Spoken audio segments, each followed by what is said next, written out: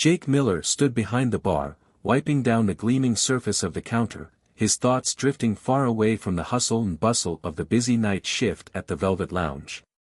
It was a Friday evening, the kind of night when the restaurant would be packed with well-dressed patrons ordering expensive cocktails, the dim lighting casting a soft glow over the elegant decor. He had been working here for over 5 years, ever since he left college and moved to the city with the hope of making a career in the hospitality industry. Every night, he worked tirelessly to meet the high expectations of the restaurant's elite clientele. It was a job that paid well but often left him drained and emotionally exhausted by the end of each shift. As he turned around to grab a fresh bottle of wine, he heard the subtle jingle of the doorbell. Without even looking up, he knew that someone had entered. It was an ordinary Friday night, and he had learned to tune out the sounds of arriving customers over the years. But then, something caught his attention. Jake, you might want to look up," his coworker Rachel whispered from the corner. Jake frowned, puzzled. He was used to Rachel's dramatics, but her tone sounded different, more urgent. He turned around, and his eyes met a sight he could barely process. Standing in the entrance, looking effortlessly chic in a leather jacket, oversized sunglasses, and a black turtleneck, was none other than Taylor Swift. The world-famous pop star, who had graced magazine covers, stages, and music videos for over a decade, was standing right in front of him. He froze. This couldn't be real. Was this a joke? Some kind of prank? Is this for real? Jake muttered under his breath. His heart was pounding in his chest as he saw Taylor step forward, her piercing blue eyes scanning the restaurant. Rachel, who had always been quick to catch on to things, nudged him again. Go. She's coming this way," she urged. Jake blinked, and reality came crashing in. Taylor Swift was standing in front of him, and his job, everything he had worked for, was now on the line. The pressure was suffocating. He quickly wiped his hands on the cloth towel, trying to remain calm. He could feel his hands shaking, but he fought the urge to fidget. The moment had come. He couldn't just stand there gawking like a fool. No, he needed to act professional. But how? What do you do when the most famous woman in the world walks into the restaurant you work at? Good evening. Welcome to the Velvet Lounge, Jake said, trying to sound calm and collected despite the storm brewing inside his chest. How can I assist you tonight? Taylor smiled at him, her expression warm and genuine. Hi there. I've heard great things about this place, and I'm really excited to try the menu. Thank you for having me. Jake's mind was racing. What should he do? Should he treat her like a regular guest, or should he acknowledge the fact that she was Taylor Swift and offer her something special? He had seen it all, the stars, the influencers, and the high rollers, but nothing quite like this. He needed to tread carefully. It wasn't like he was new to the job. He knew the importance of maintaining boundaries, of giving customers the best service possible, but this was different. This wasn't just a regular customer. This was Taylor Swift. Of course. Would you like me to recommend some of our house specialties? He asked, trying to keep his voice steady. She nodded, looking at the menu but still smiling. I trust your judgment. You seem like you know the menu well. Jake took a deep breath. This was it. He could feel the eyes of the entire restaurant on him, waiting to see how he would handle this. He had heard stories about what happened when a celebrity entered a restaurant, a momentary spotlight that could change everything. Most people in his position would either be too nervous or try too hard to impress. But Jake knew he had to find that fine line between professionalism and hospitality. Well, he began, our seared tuna is a big hit, and we also have a signature steak that customers rave about. How about we start with an appetizer and a bottle of our finest red? Taylor's gaze flickered towards the wine list, and she nodded again. Sounds perfect. The tension in Jake's chest eased, just a little, but it was replaced by something else, an overwhelming feeling of responsibility. He wasn't just a server anymore, he was the one person who had the power to make or break this experience for Taylor Swift. His heart was still racing, but he could hear the rhythmic pounding of his pulse in his ears now, louder than ever. As he turned to retrieve the wine, a nervous energy flooded him. Was he doing this right? What if he messed up? He had served celebrities before, actors, business tycoons, and even a few influencers, but none of them had this kind of presence. None of them had the kind of cultural weight that Taylor Swift did. It was almost surreal. He returned to the table with the wine, carefully uncorking it and pouring a glass. Taylor was chatting with her friend, but her smile was still warm and approachable.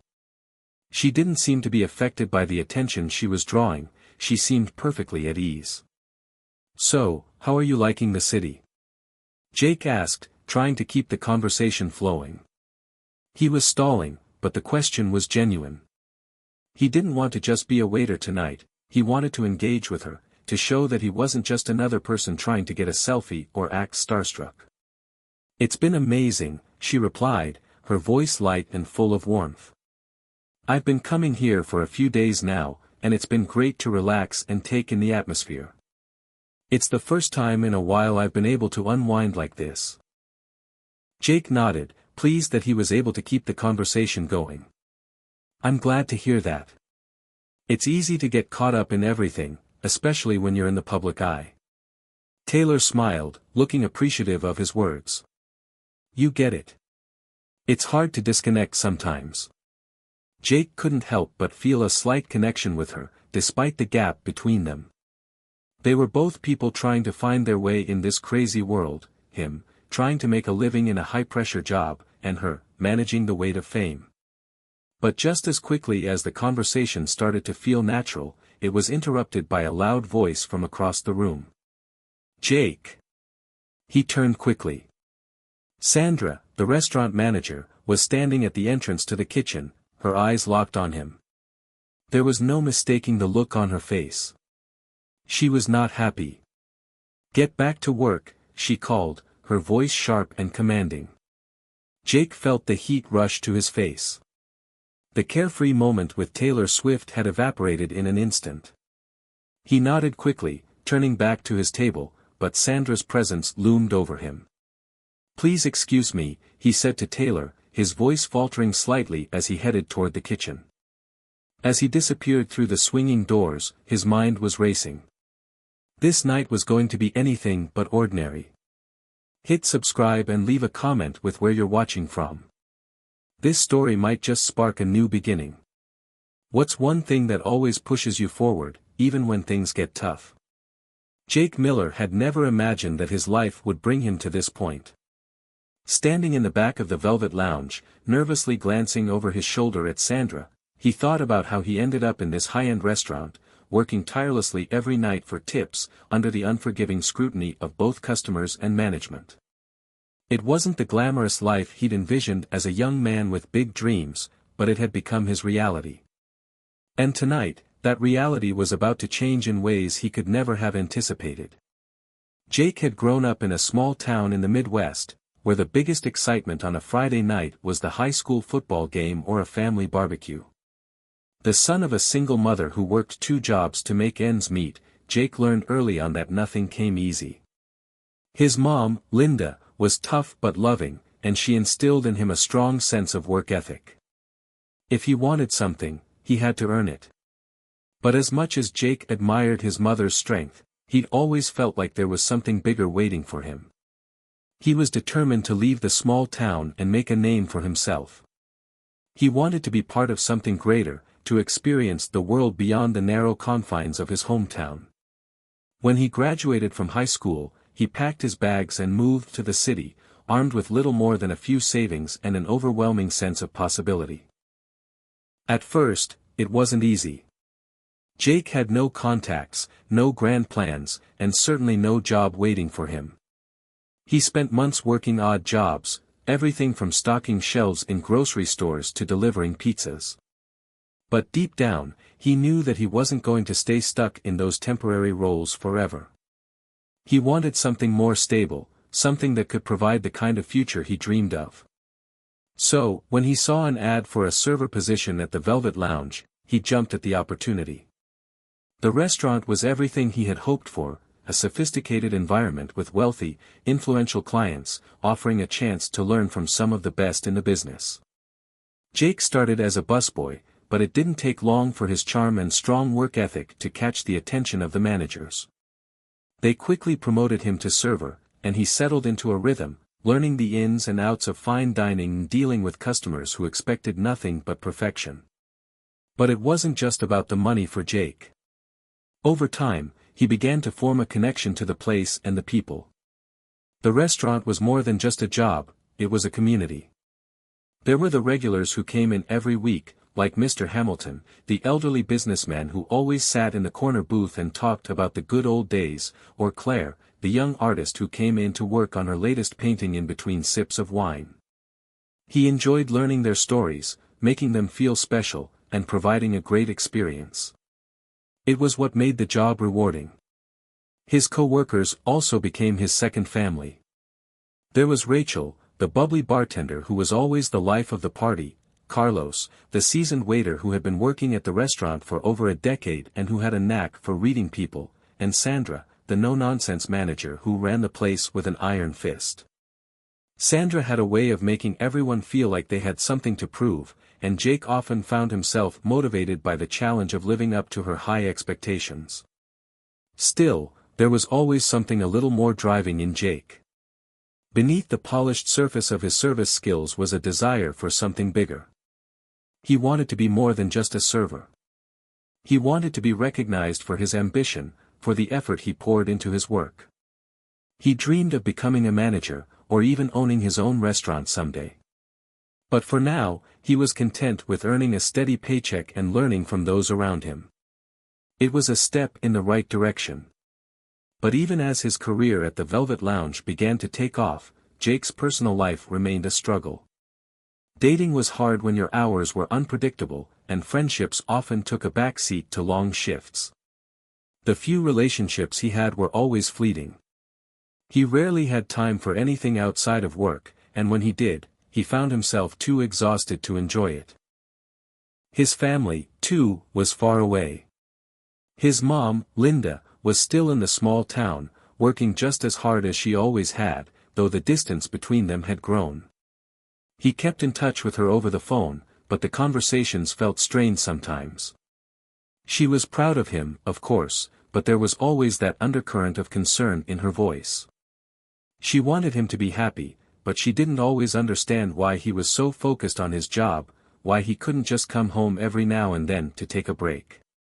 Despite the distance, Jake knew one thing: everything he had done, everything he was working toward, was to make her proud.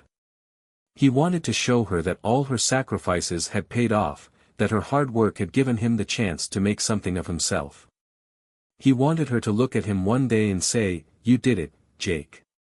And yet, here he was, standing in the back of the restaurant, nervously glancing at the door where Taylor Swift had just walked in. He had built this life, this career, and now, with one act of kindness, he had put it all on the line. Jake let out a slow breath as he leaned against the wall, mentally replaying the moment with Taylor. The way she had smiled at him, the warmth in her eyes, the simple gesture of sharing a personal moment of vulnerability. He hadn't expected to feel a connection, but somehow, in the midst of the flashing lights and overwhelming pressure, he had. But there was something else, too. Sandra's voice had cut through the air like a knife, snapping him back into the reality of the situation. He wasn't here to be a fan, he was here to do a job. And as much as he wanted to help Taylor feel comfortable, he knew that crossing boundaries could lead to consequences. He had to find that balance, between being friendly, yet professional, between being kind, yet knowing his place. Little did Jake know that this seemingly small interaction would soon spiral into a storm that would change his life forever. Jake had barely managed to shake off the tension from his brief interaction with Taylor Swift when Sandra appeared in the kitchen doorway again, her eyes narrowing with a look of suspicion. "Jake, I need to speak with you." "Now," Sandra said sharply, her voice laced with a tone that made it clear she wasn't giving him a choice. Jake swallowed hard, feeling a sudden wave of anxiety wash over him. What had he done wrong? Was it the fact that he had engaged with a high-profile guest on a personal level, breaking the unspoken rules of celebrity protocol? He couldn't help but wonder if his enthusiasm had come off as unprofessional. He walked toward Sandra, keeping his gaze on the floor, trying to avoid the spotlight. He felt like a child about to face punishment. Once they were alone in the back office, Sandra shut the door behind them. "What the hell was that, Jake?" she asked, her voice rising with frustration. I'm sorry," Jake began, trying to hold his ground. "I was just trying to give her a good experience. I didn't mean to make things awkward." Sandra's eyes hardened, but she didn't speak for a moment. She crossed her arms, a stern look on her face. "This is a 5-star restaurant, Jake. We cater to high-profile clients, but that doesn't mean we treat them like they're our friends. We maintain professionalism at all costs." Jake's stomach churned. He understood the pressure of the job, but his gut told him he hadn't done anything wrong. Taylor had been kind, not demanding, she was just another guest, after all. "I understand, Sandra, but she's just another customer, right? I mean, she was friendly, and I was just trying to make her feel welcome." Sandra pinched the bridge of her nose, exhaling sharply. "I know you think you're doing the right thing, but you're not. You've crossed a line. You're here to serve, not to be their friend. We can't afford to be overly familiar with anyone, especially not someone like her. You don't know who's watching. One misstep, and it's all over." The word stung, but Jake tried to mask his frustration. He had never been one to back down easily, but he could see the deep-rooted fears in Sandra's eyes. She wasn't just trying to protect him, she was trying to protect the restaurant, her job, and everyone involved. "All right, I'll keep it professional. I didn't mean to cause any trouble," Jake replied quietly. But even as he said it, a nagging feeling twisted in his gut. Something about the way Sandra spoke made him think there was more to this than just professional boundaries. What was she really afraid of? Before he could speak further, the door opened and Rachel stepped inside, her face flushed with excitement. "Jake, you're not going to believe this," she said, her voice nearly a whisper. Jake's heart raced as he turned toward her. "What's going on?" Rachel hesitated for a moment before continuing, her eyes darting nervously toward Sandra. "Taylor Swift, she just tweeted about the restaurant. She said it was the best experience she's had in years." Rachel looked over at Sandra, as if waiting for some kind of approval or reaction. Sandra's expression softened, but it didn't erase the concern that lingered in her eyes. "What does that mean for us, Jake?" she asked, her voice more subdued now. Jake blinked, still processing the weight of what Rachel had just shared. "You mean," she tweeted, "about us?" He couldn't believe it. This was beyond anything he had expected. Rachel nodded enthusiastically, her hands clasped together in excitement. "Yes, she mentioned how amazing the service was and how everyone here made her feel like a regular person. It's blowing up right now." Jake's mind was spinning. Was this the kind of attention he wanted? What if it meant more scrutiny, more pressure, more eyes on the restaurant than it was prepared for? There was always a fine line when it came to celebrities. One wrong move could send the public opinion plummeting. And now, Taylor Swift had essentially put them on the map. Sandra let out a long sigh, running a hand through her hair. "This could go one of two ways," she said quietly, almost to herself. "We could ride the wave of this positive press, or we could get swept up in it and end up on the wrong side of the spotlight." Jake could feel the weight of her words bearing down on him. This wasn't just about providing great service anymore. This was about managing expectations, keeping the delicate balance between celebrity and business, and, most importantly, staying on the right side of everyone involved. One wrong move, one slip-up, and it could all come crashing down. The restaurant was already buzzing with energy. The staff was whispering excitedly about the tweet, and some patrons were even taking photos of the dining area, likely sharing their experiences on social media. Jake couldn't deny that part of him was thrilled. This was the kind of attention that most people in the service industry could only dream of. But another part of him felt the weight of the responsibility. How would this change everything? Was he prepared for the fallout? Rachel leaned against the doorframe, her eyes still wide with excitement. Do you think she'll come back? I mean, what if this is just the beginning? What if we're about to become the go-to spot for all the A-listers? Jake's thoughts swirled as he glanced over at Sandra, who was still deep in thought. For a brief moment, the restaurant seemed to stop. It wasn't just about serving food anymore. It wasn't even about just the customers, it was about managing the chaos that was about to come. Let's just take it one step at a time, Sandra said finally, her voice firm once more. We'll deal with this carefully. Don't let the excitement get to you, Jake. This could turn into something big, but it could also turn into a disaster. Remember, we're professionals. Jake nodded, but the unease still lingered. He knew Sandra was right. It wasn't just about serving food anymore, it was about managing expectations, creating experiences, and surviving the chaos that came with the spotlight. The pressure was higher than ever before, and he wasn't sure if he was ready for what lay ahead. But deep down, something inside him stirred. This moment, this opportunity, was exactly what he had been working toward for years. The chance to make a real impact, to be seen, and to prove to himself and to everyone else that he could handle the pressure. With a deep breath, Jake straightened his shoulders. It was time to rise to the occasion. The storm was coming, and he had to be ready for it. All right, he said, his voice steady, let's do this. The days following Taylor Swift's tweet were a blur of excitement and anticipation. The once quiet atmosphere at the Velvet Lounge had shifted dramatically. Reservations flooded in, and the staff worked tirelessly to keep up with the influx of high-profile clients and eager customers hoping to catch a glimpse of a celebrity. The buzz around the restaurant was palpable, and it seemed like every time Jake stepped into the dining room, there was another group of customers whispering about the tweet, sharing their excitement about the restaurant's newfound fame. It wasn't just the usual patrons anymore. Now, people from all over the city were showing up, hoping to get a taste of the magic that had enchanted Taylor Swift. There were influencers posting about their experiences, food critics arriving to inspect the quality of the meals, and even a few paparazzi hanging outside, trying to catch a photo of anyone remotely famous. Jake had never seen anything like it.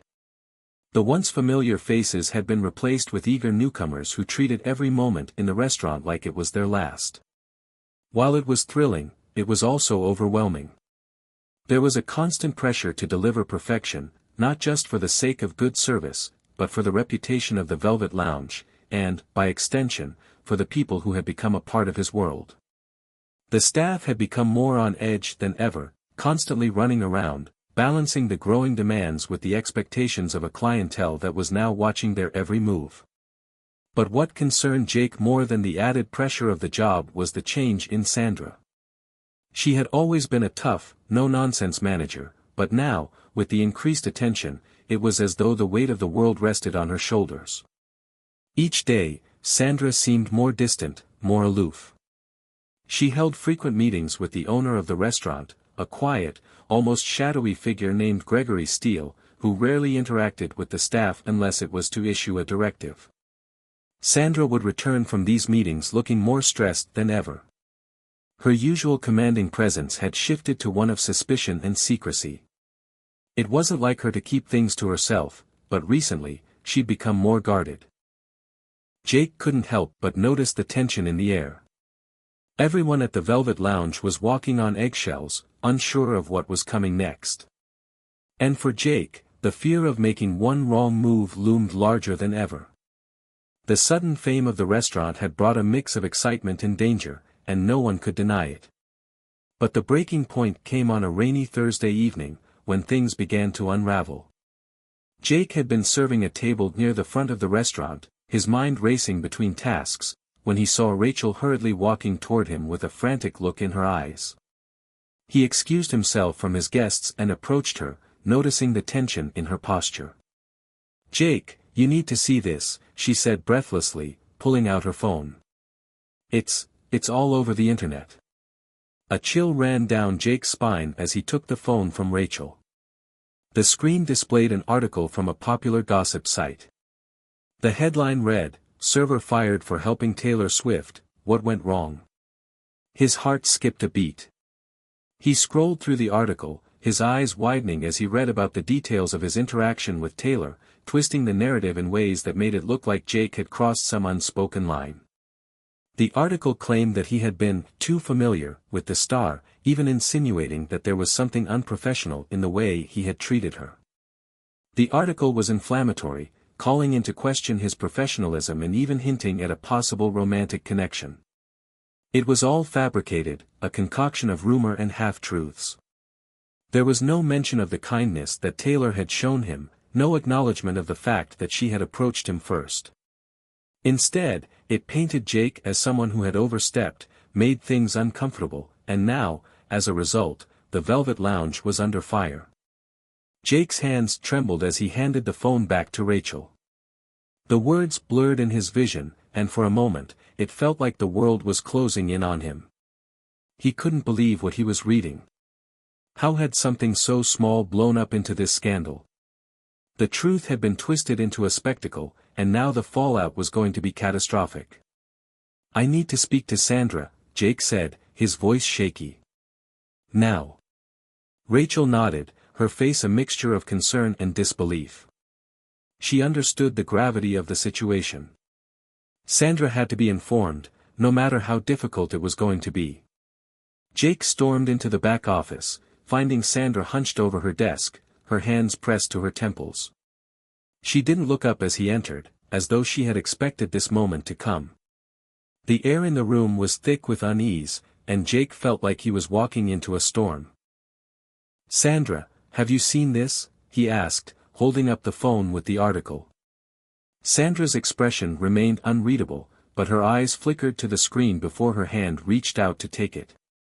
She read the headline silently, her face a mask of frustration. "I knew this was coming," she muttered under her breath, the tension in her voice clear. "I warned you, Jake. I told you to keep your distance from the clients. But now it's too late." Jake's stomach twisted as the realization hit him. This wasn't just about one moment of kindness gone wrong. This was about something much deeper. Sandra knew more than she was letting on, and whatever secret she was hiding seemed to be unraveling right before his eyes. "Sandra, I didn't do anything wrong," Jake said, his voice rising. "I was just doing my job. This is all a lie." Sandra stood up slowly, her expression hardening. "I know, Jake. I know. But the restaurant's reputation is on the line now. The pressure's too much. We can't afford to let this blow up any further." The owner, she stopped herself, shaking her head. "You don't understand. This is bigger than just you and me." Before Jake could ask more questions, there was a knock on the door. Gregory Steele, the owner of the restaurant, stepped inside. His sharp eyes scanned the room, lingering on Jake for a moment. Then, without saying a word, he walked over to Sandra and whispered something that Jake couldn't hear. Sandra nodded solemnly. Jake's heart raced, his mind spinning. What was happening? Why was everything suddenly slipping through his fingers? As the storm outside raged, so too did the storm inside the Velvet Lounge. The consequences of his actions were far from over, and Jake had no idea just how deep this rabbit hole would go. The situation was spiraling out of control, and Jake could feel it. Everything was about to change, and there was no turning back now. The following day, the storm that had begun in the back office the night before only seemed to intensify. Jake arrived at the Velvet Lounge early, trying to clear his head and prepare for the inevitable fallout from the media storm. The restaurant, which had once felt like his safe haven, now felt like a battlefield. The doors were already open, and the sound of frantic preparation filled the air as the staff scurried about, trying to manage the crowd that had arrived early, eager to get a table in the wake of the social media firestorm. Inside, the atmosphere was different. The usual warm, welcoming buzz had been replaced by a tense undercurrent of anxiety. Everyone seemed to be waiting for something, or someone, to make a move. Sandra was nowhere to be found, but Jake noticed her absence didn't seem to faze the others. Instead, the staff had been left to handle the incoming storm without guidance. Jake set his apron on and tried to steady himself. The weight of the situation was heavy, and he couldn't shake the feeling that he was at the center of a much larger problem than just a bad review or a single tweet.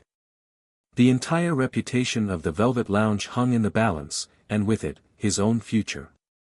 As he entered the kitchen to grab his first order of the day, Rachel caught his eye, her face pale.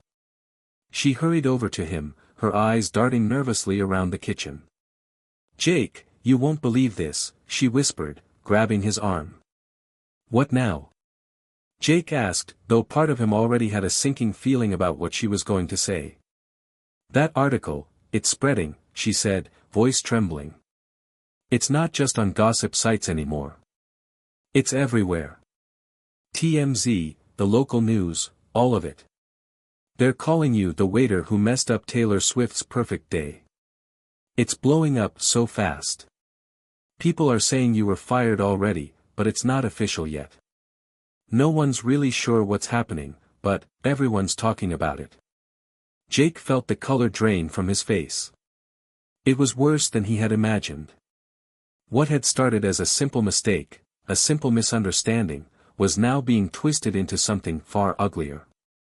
His career was crumbling before his eyes. The restaurant's reputation was taking a beating, and it seemed like no matter what he did, the fallout was inevitable. Just then, the door to the kitchen opened, and Sandra walked in. She was wearing her usual professional facade, but Jake could see the weariness in her eyes. Her posture was stiff, and her lips were pressed into a tight line. For a moment, the room seemed to fall silent as the staff stopped what they were doing and waited for her to speak. "Everyone, gather up," Sandra said, her voice steady but cold. "We have a lot to discuss."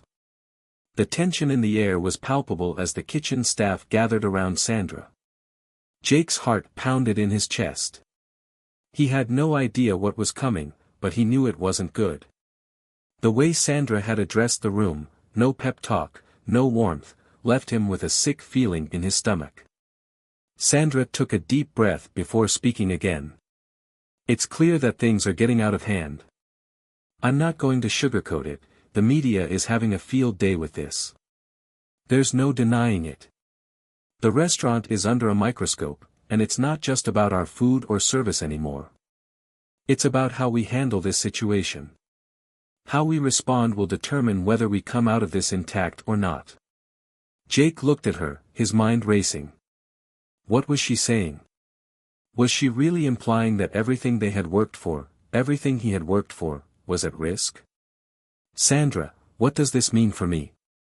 Jake asked, his voice low, almost too afraid to ask the question aloud.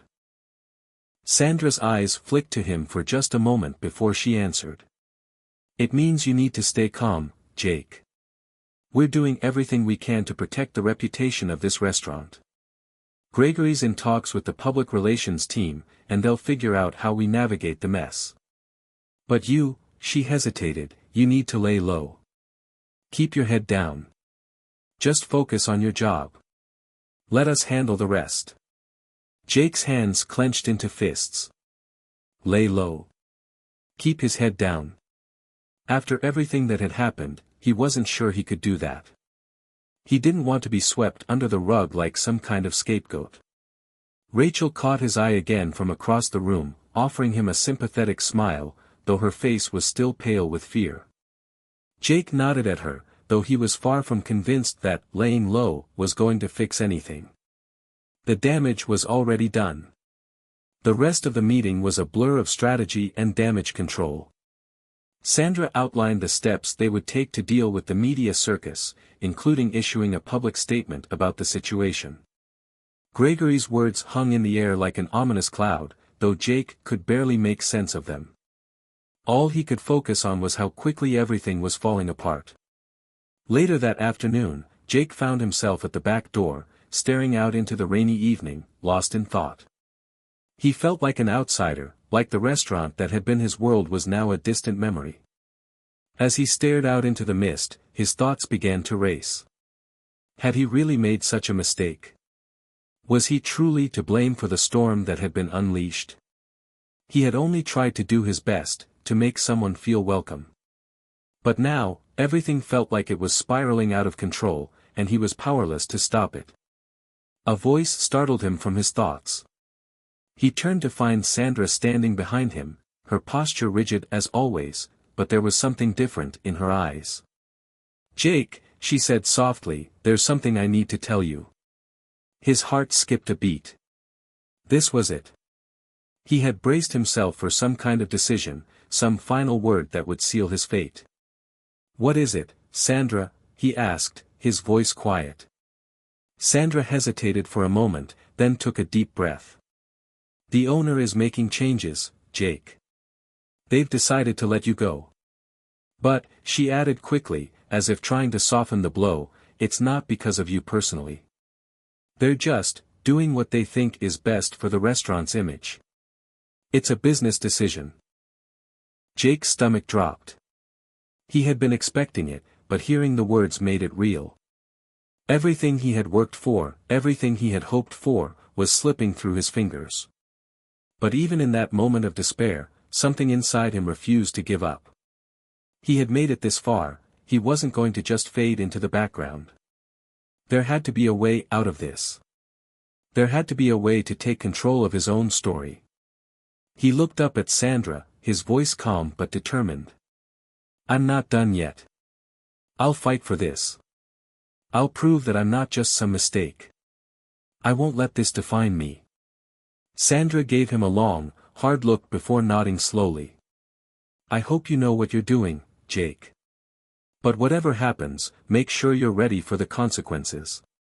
With that, she turned and walked away, leaving Jake to stand in the rain, determined to figure out how he was going to face the consequences of everything that had unraveled. One thing was clear, he wasn't going to let the world dictate his fate. Not without a fight. The rain had started to subside by the time Jake made his way home that evening, but the weight of the conversation with Sandra clung to him like the damp air. The words she had spoken replayed over and over in his mind. "Let you go," she had said. His heart pounded at the thought. The door to the Velvet Lounge, the place where he'd poured his blood, sweat, and tears for the past few years, was closing. Maybe forever. Jake felt the pull of uncertainty in every step he took. He had always considered the Velvet Lounge his home, the place where he'd built not only his career but friendships that meant the world to him.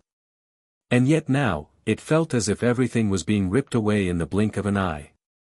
By the time Jake entered his small apartment, the dimly lit space felt colder than it usually did. He tossed his bag onto the couch, staring at the blank walls. The emptiness mirrored what he was feeling inside. How had things gotten so out of control? A single kind interaction with a celebrity had somehow spiraled into a catastrophe that was threatening his livelihood. His phone buzzed in his pocket. Jake pulled it out, seeing a message from Rachel. "Hey, I'm really sorry about what happened today. I know things are rough, but don't give up yet. We'll figure something out. Hang in there, okay, Rachel." Jake felt a sense of relief, knowing that at least some people still had his back. He quickly typed back a message. "Thanks, Rachel. I appreciate it more than you know. I'm just trying to figure out what to do next. I don't want to give up, but I don't even know where to start." He sat down, his fingers hovering over the screen, contemplating his next move. He could feel the pressure building. The internet was abuzz with the scandal, and his name was becoming synonymous with the event that had taken over social media. His career as a server was at a crossroads, but he couldn't bring himself to quit. He had worked too hard to just let everything fall apart now. He opened his email inbox, scrolling past a few irrelevant notifications before his eyes landed on a message with the subject line, Public Relations Meeting, Urgent. The sender was none other than Gregory Steele, the restaurant's owner. Jake's pulse quickened. There was no mistaking it, this would be his final opportunity to figure out where he stood. He had to respond, even if it was just to get answers. He clicked on the email and read the short message. Jake, we need to meet first thing tomorrow morning. Come to the restaurant at 8 a.m. We need to discuss how to move forward. Bring your thoughts and any suggestions you might have for handling this situation. Gregory Steele. His mind raced. This was it, the moment that would determine whether or not he had any future at the Velvet Lounge. But what could he say? What could he do to salvage anything from the wreckage? He spent the next few hours pacing around his apartment, running through various scenarios in his mind. He could plead his case, but what if they had already made up their minds? He could fight for his job, but was it even worth it if the restaurant's reputation had already been tarnished? By the time he went to bed, exhaustion had set in. But sleep didn't come easily. His mind was too full of questions, too weighed down by the uncertainty of the next day. The morning came far too soon. Jake didn't bother with breakfast, his stomach too tied in knots to think about food. He threw on a jacket, grabbed his keys, and left for the Velvet Lounge, his thoughts swirling with every step he took. When he arrived, the restaurant was still quiet, the hustle and bustle of the dinner rush still hours away. It felt eerily empty without the usual buzz of staff moving through the dining room. The place seemed almost haunted. Jake made his way to the back office, where Gregory Steele was waiting. The door was slightly ajar, and Jake could see him sitting behind the desk, his expression cold and unreadable. Gregory looked up as Jake entered, his sharp eyes scanning him for a moment before he gestured to the chair in front of his desk. Sit, Gregory ordered, his voice as stern as usual. Jake took a deep breath and sat down. He tried to steady his hands, though they were trembling ever so slightly. Let me get straight to the point, Gregory began, his voice unwavering. The situation has escalated far beyond what any of us anticipated.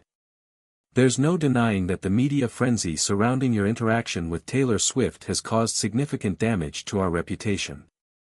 I'm sure you understand that. Jake nodded slowly, his throat dry. He hadn't been able to escape the reality of what had happened, and hearing Gregory say it out loud only made it worse. We've been in talks with the public relations team, Gregory continued. And while they're working on damage control, the reality is that people are questioning our professionalism, questioning your professionalism. He paused, his gaze hardening. It's become a liability. Jake felt a lump form in his throat, but he refused to show weakness. I never intended for any of this to happen, he said quietly. I just tried to be kind. To make her feel welcome. I never thought it would blow up like this. Gregory's expression softened just a fraction. I understand that, Jake. But kindness is one thing.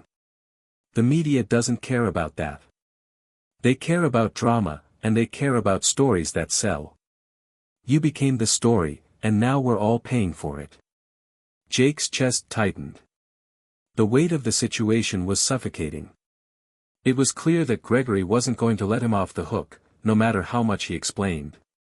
It felt like he was being backed into a corner with nowhere to go. I need to know, Jake began, swallowing hard, where do I stand? Am I fired?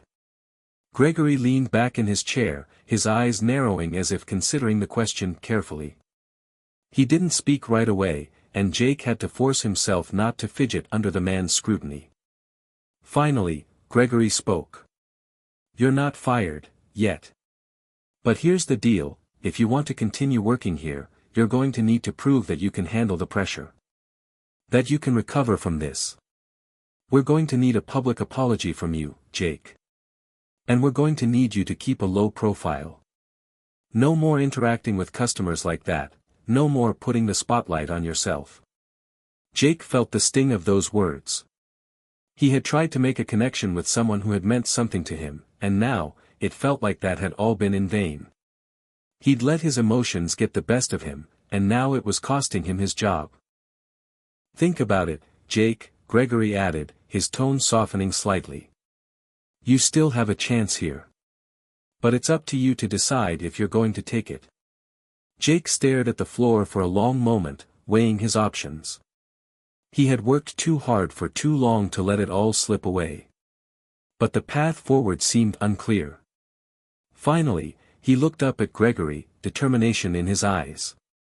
I'm not going to give up. I'll do what it takes. Gregory gave a small nod of approval. That's the spirit. But remember, Jake, the clock is ticking.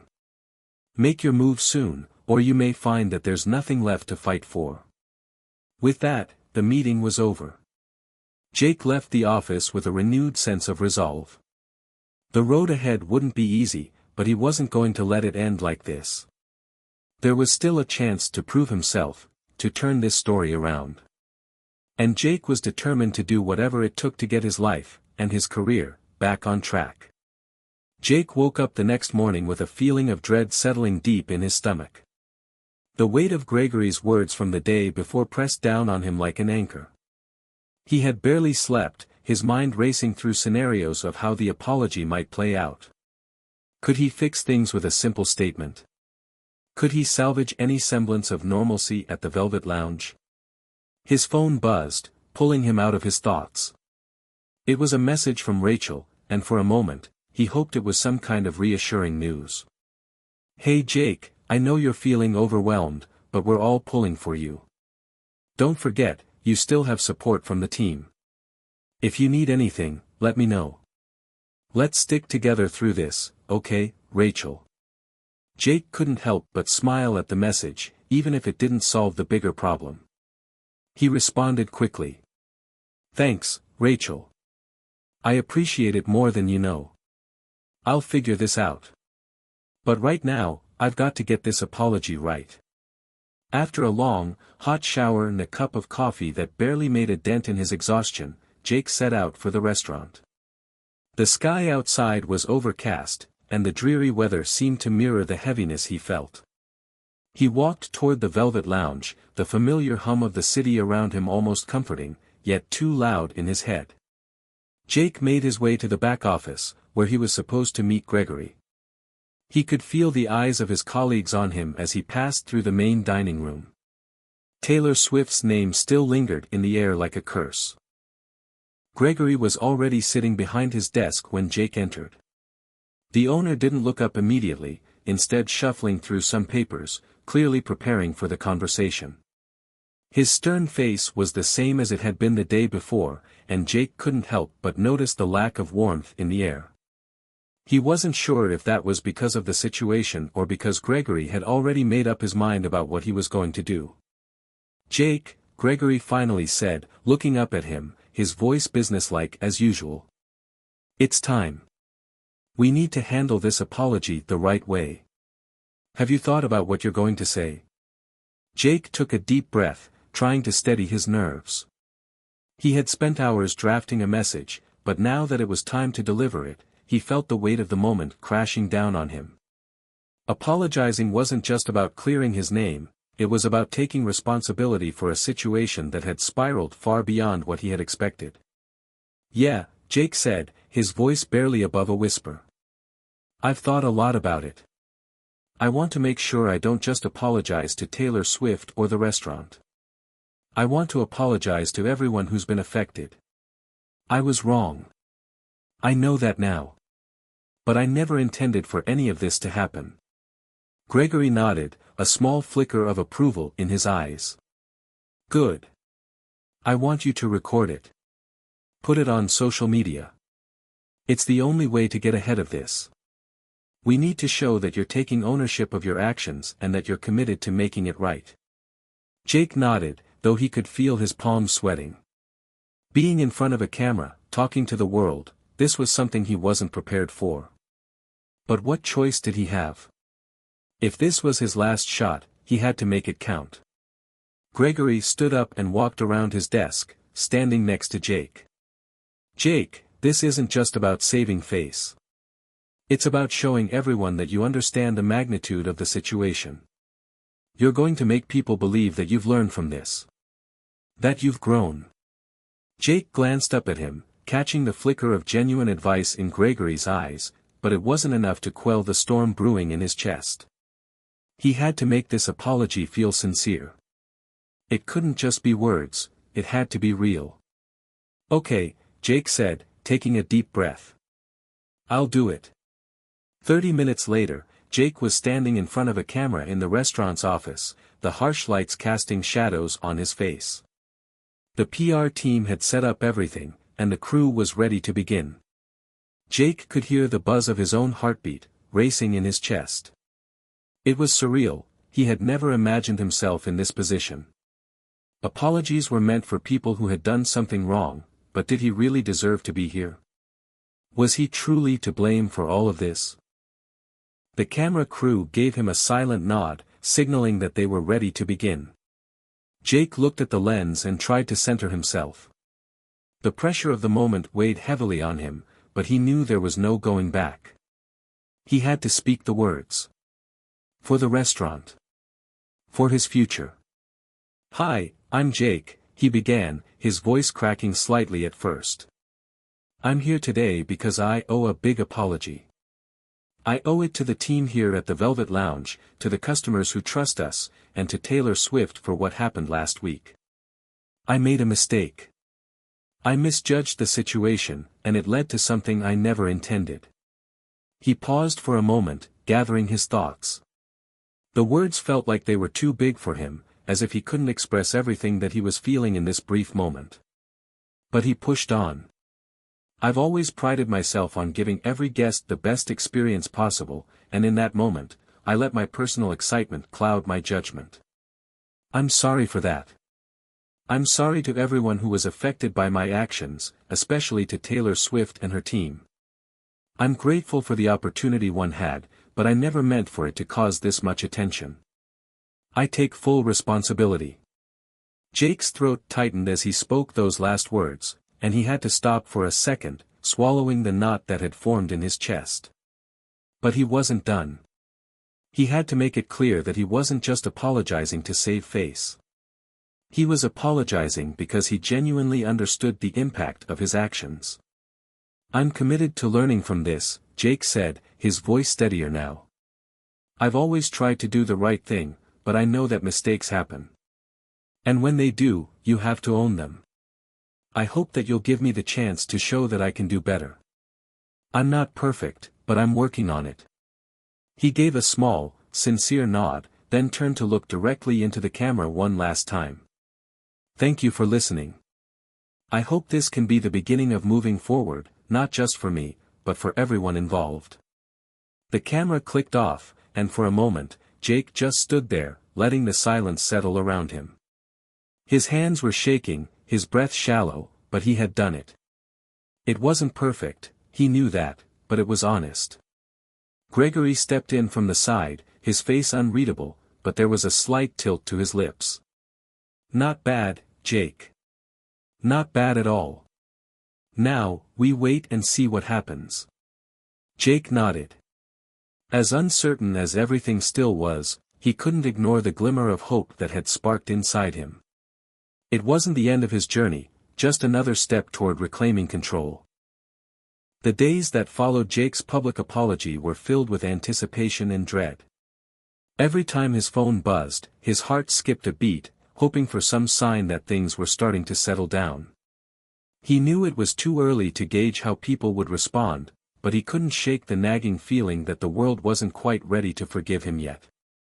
The apology video had been posted on all of the restaurant's social media platforms, and despite the hours of effort that had gone into crafting the perfect message, it didn't take long for the reactions to flood in. Comments poured in like an uncontrollable tide, and with each new notification, Jake felt a mixture of hope and fear. Some comments were supportive, understanding that he had made an honest mistake and deserved a second chance. Others, however, were merciless. Accusations of opportunism and insincerity flooded the threads. It seemed like everyone had an opinion on the situation.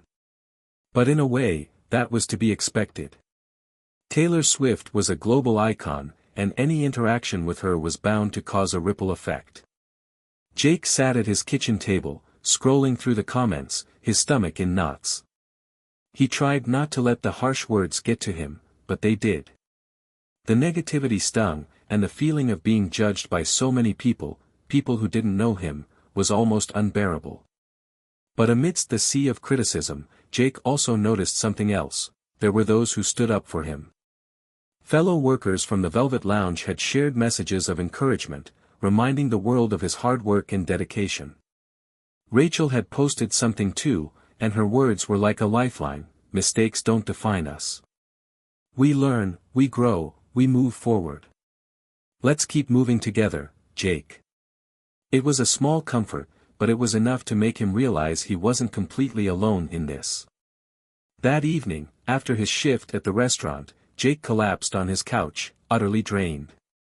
The weight of the day had taken its toll, and he could barely keep his eyes open. He wasn't sure what time it was when he heard a soft knock at his door. For a moment, he thought it might be a neighbor or someone from the building, but when he opened it, he was surprised to find Sandra, the restaurant manager, standing there with a serious expression on her face. "Sandra? What are you doing here?" Jake asked, trying to hide his surprise. He hadn't expected to see her outside of work. She glanced at him, and for a moment, there was a quiet, almost imperceptible sigh. "We need to talk," she said, stepping inside without waiting for an invitation. Jake stepped back, confusion written all over his face. "About what?" Sandra didn't immediately answer.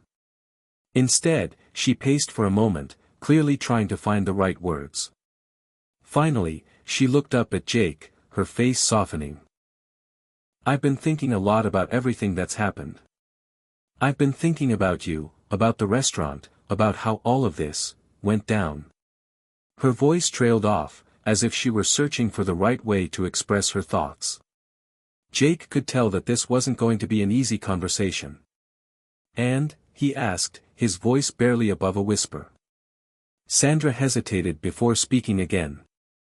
"Jake, I'm not going to lie, what happened with you and Taylor Swift put us all in a tough spot.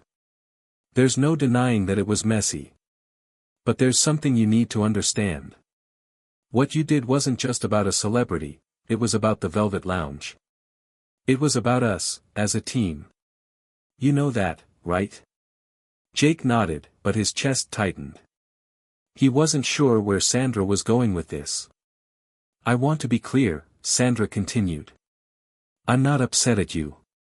Honestly, I think you've been punished enough by the media. I know it's been tough. But you also need to understand that this situation has made people question whether you're ready for the kind of attention that comes with working here. It's not personal, it's just the reality of the business."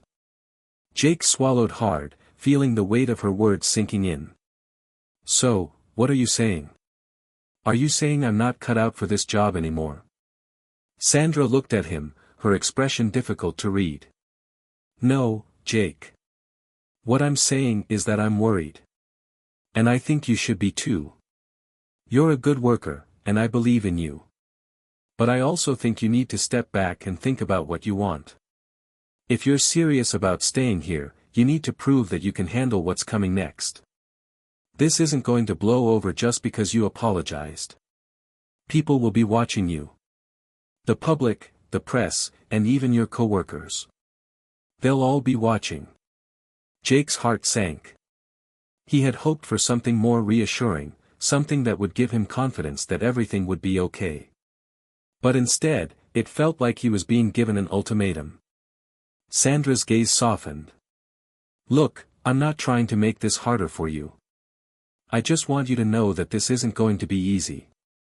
It's going to take time, and it's going to take effort. And I need you to understand that the pressure isn't going to let up. Not anytime soon." Jake closed his eyes, letting her words sink in. The weight of what she was saying was undeniable. The challenge ahead wasn't just about dealing with the fallout from Taylor's visit. It was about earning back the trust of everyone around him. "I get it," Jake said quietly. I really do. Sandra nodded, her tone turning more thoughtful. I believe you. Just don't give up.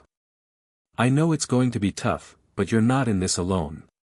You've got us. You've got me. The next few days were a blur of tense conversations, restless nights, and second-guessing. The Velvet Lounge had become a battleground. The restaurant was still open, but the atmosphere had shifted. The customers were there, but the usual energy was missing. People whispered as they ate, and even the staff seemed to hold back, unsure of how to act. Jake couldn't escape the feeling that everyone was watching him. His every move was under a microscope, and it wasn't just the customers who were scrutinizing him. His colleagues were too. He knew it was only a matter of time before the fallout from the incident with Taylor Swift would take its toll. And while the apology had helped, Jake couldn't shake the nagging sense that the hard part was only just beginning.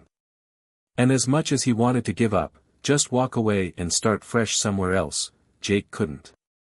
Not yet. He still had something to prove. And he wasn't going to let one mistake define him forever. That night, as Jake sat in the quiet of his apartment, the phone buzzed again. It was another message from Rachel. Hey, Jake. You okay? I've been hearing some things, and I want to make sure you're not getting too down on yourself. Remember, you're not alone. And this? This is just the beginning. We're going to get through this together. Jake smiled, the weight of the words sinking in. Maybe this whole thing was bigger than him. But maybe, just maybe, that was the point. He wasn't alone. And together, they'd figure it out. Jake had braced himself for a storm, but nothing could have prepared him for the magnitude of the fallout that was coming. The days following his apology were like a slow-motion train wreck. There were some small signs of improvement, a few supportive comments here and there, an encouraging word from a coworker, but they were buried beneath a mountain of backlash. His phone buzzed constantly with notifications from social media, but none of them were good. The harsh comments and angry reactions kept coming, each one more biting than the last. The worst part wasn't the public judgment. It wasn't the media taking potshots at his reputation. It was the way the people closest to him began to distance themselves. At the Velvet Lounge, things were undeniably tense. The staff's attitude toward him had changed. Where there was once camaraderie, now there was only quiet indifference. His fellow servers looked at him as if he were a ticking time bomb. No one knew whether to trust him anymore. Even Rachel, who had been his rock throughout the initial fallout, seemed more distant. Her texts had become shorter, and when they did talk in person, there was an unspoken tension hanging between them. It wasn't just the staff that had changed. The guests, too, seemed different. They still came in, still ordered their food and drinks, but the atmosphere in the restaurant was no longer the same. There was an invisible wall between them and Jake. He couldn't help but notice the occasional side eye, the whispers when he wasn't looking. It was as though every diner had heard about his blunder and had already passed judgment. The hardest part came one evening, just after the dinner rush. Jake had been serving a table of regulars, an older couple who came in every Thursday night. They were sweet, easygoing, and never caused any trouble. But tonight, the woman looked at him with a kind of sorrow in her eyes, and the conversation turned awkward fast. "I saw your apology video, Jake," she said softly, her voice almost hesitant. "I know you're going through a lot right now, and I just wanted to say, I hope you get through this. But, you know, sometimes people can't bounce back from things like this." The words stung more than they should have, but Jake tried to hold it together. "I'm doing my best," he replied, his voice tight. "I'm just trying to make things right." She gave him a sad smile, and that was it. She didn't say anything more. But the look in her eyes stayed with him for the rest of the night. People were already starting to write him off. They were already questioning his integrity, his character, everything about him. The next morning, when he showed up for work, Jake was met with an unpleasant surprise. Gregory had called a meeting. It was a rare occurrence. Gregory didn't like to gather the staff unless something serious was happening. Jake felt a wave of anxiety hit him as he walked toward the back office. He could already feel the weight of the eyes on him, even though no one said a word. As Jake entered the office, he saw Gregory standing by the whiteboard, his arms crossed, a stern expression on his face.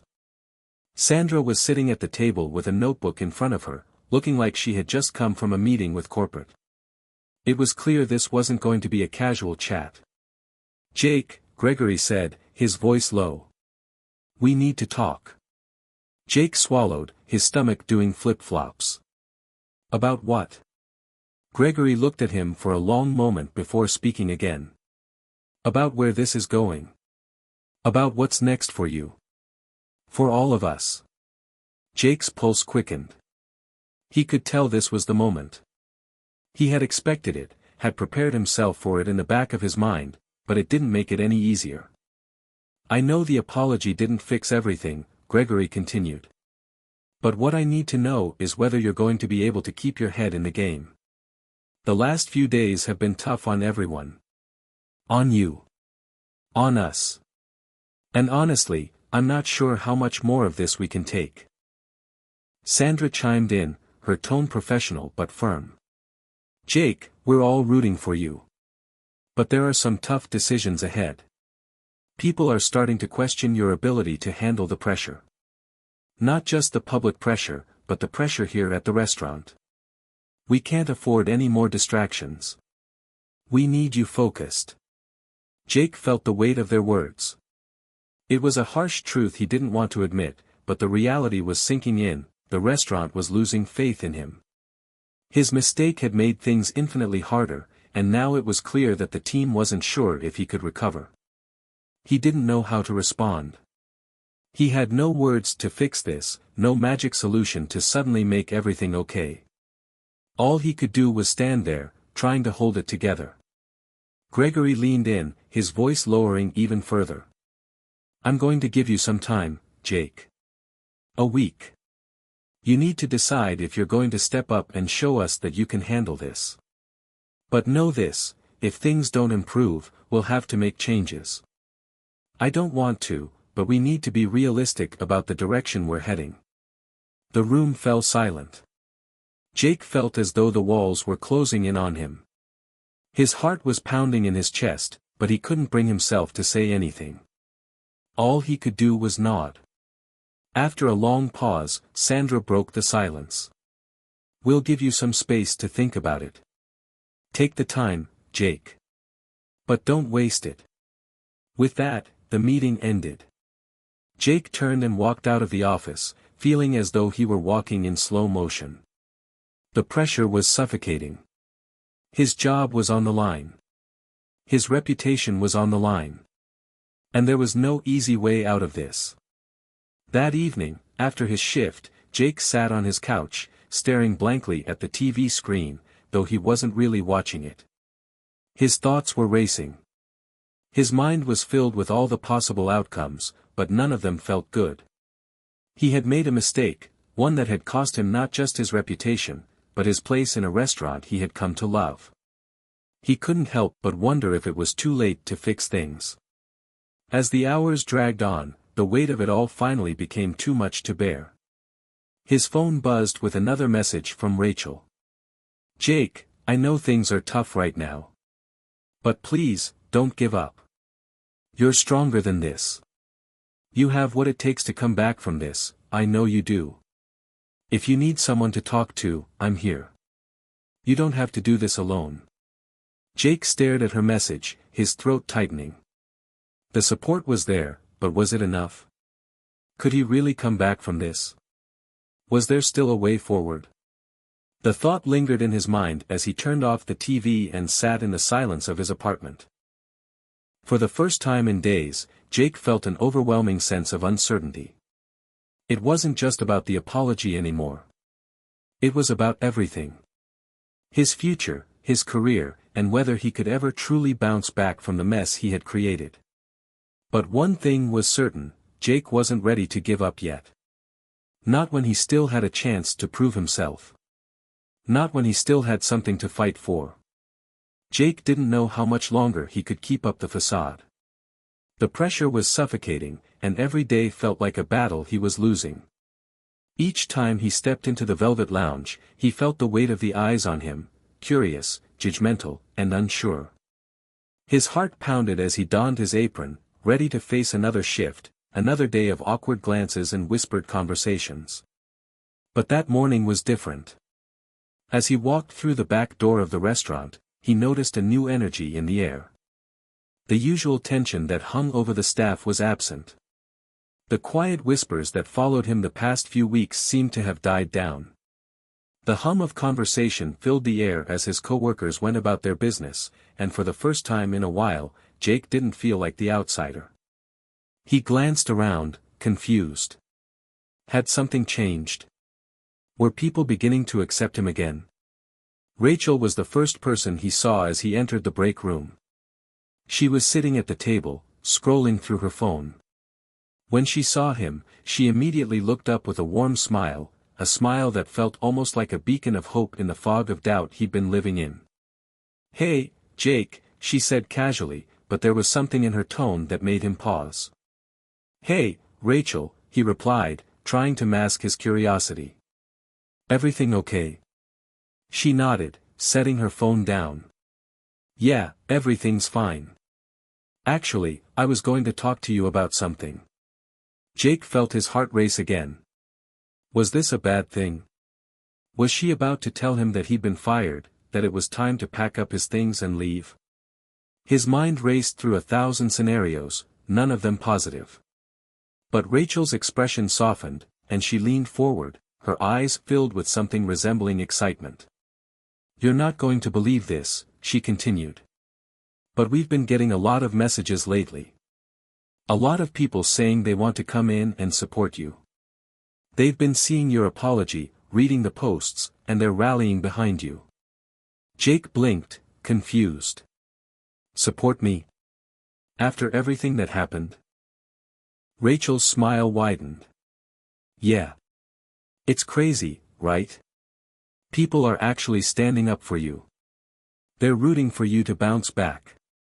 We've even had some regulars say they're coming in specifically to show support. It's like the tide's turning." Jake didn't know how to respond. Could this really be happening? Could this be the break he needed? The thought of being given a second chance, really given one, by the people who mattered most, felt too good to be true. Before he could speak, Rachel stood up and grabbed his arm. "Come on," she said with a playful grin. "You've got to see this for yourself." She led him out to the main floor, where the usual lunchtime crowd was starting to filter in. But this time, there was a noticeable shift in the air. There was a sense of energy, a sense of hope.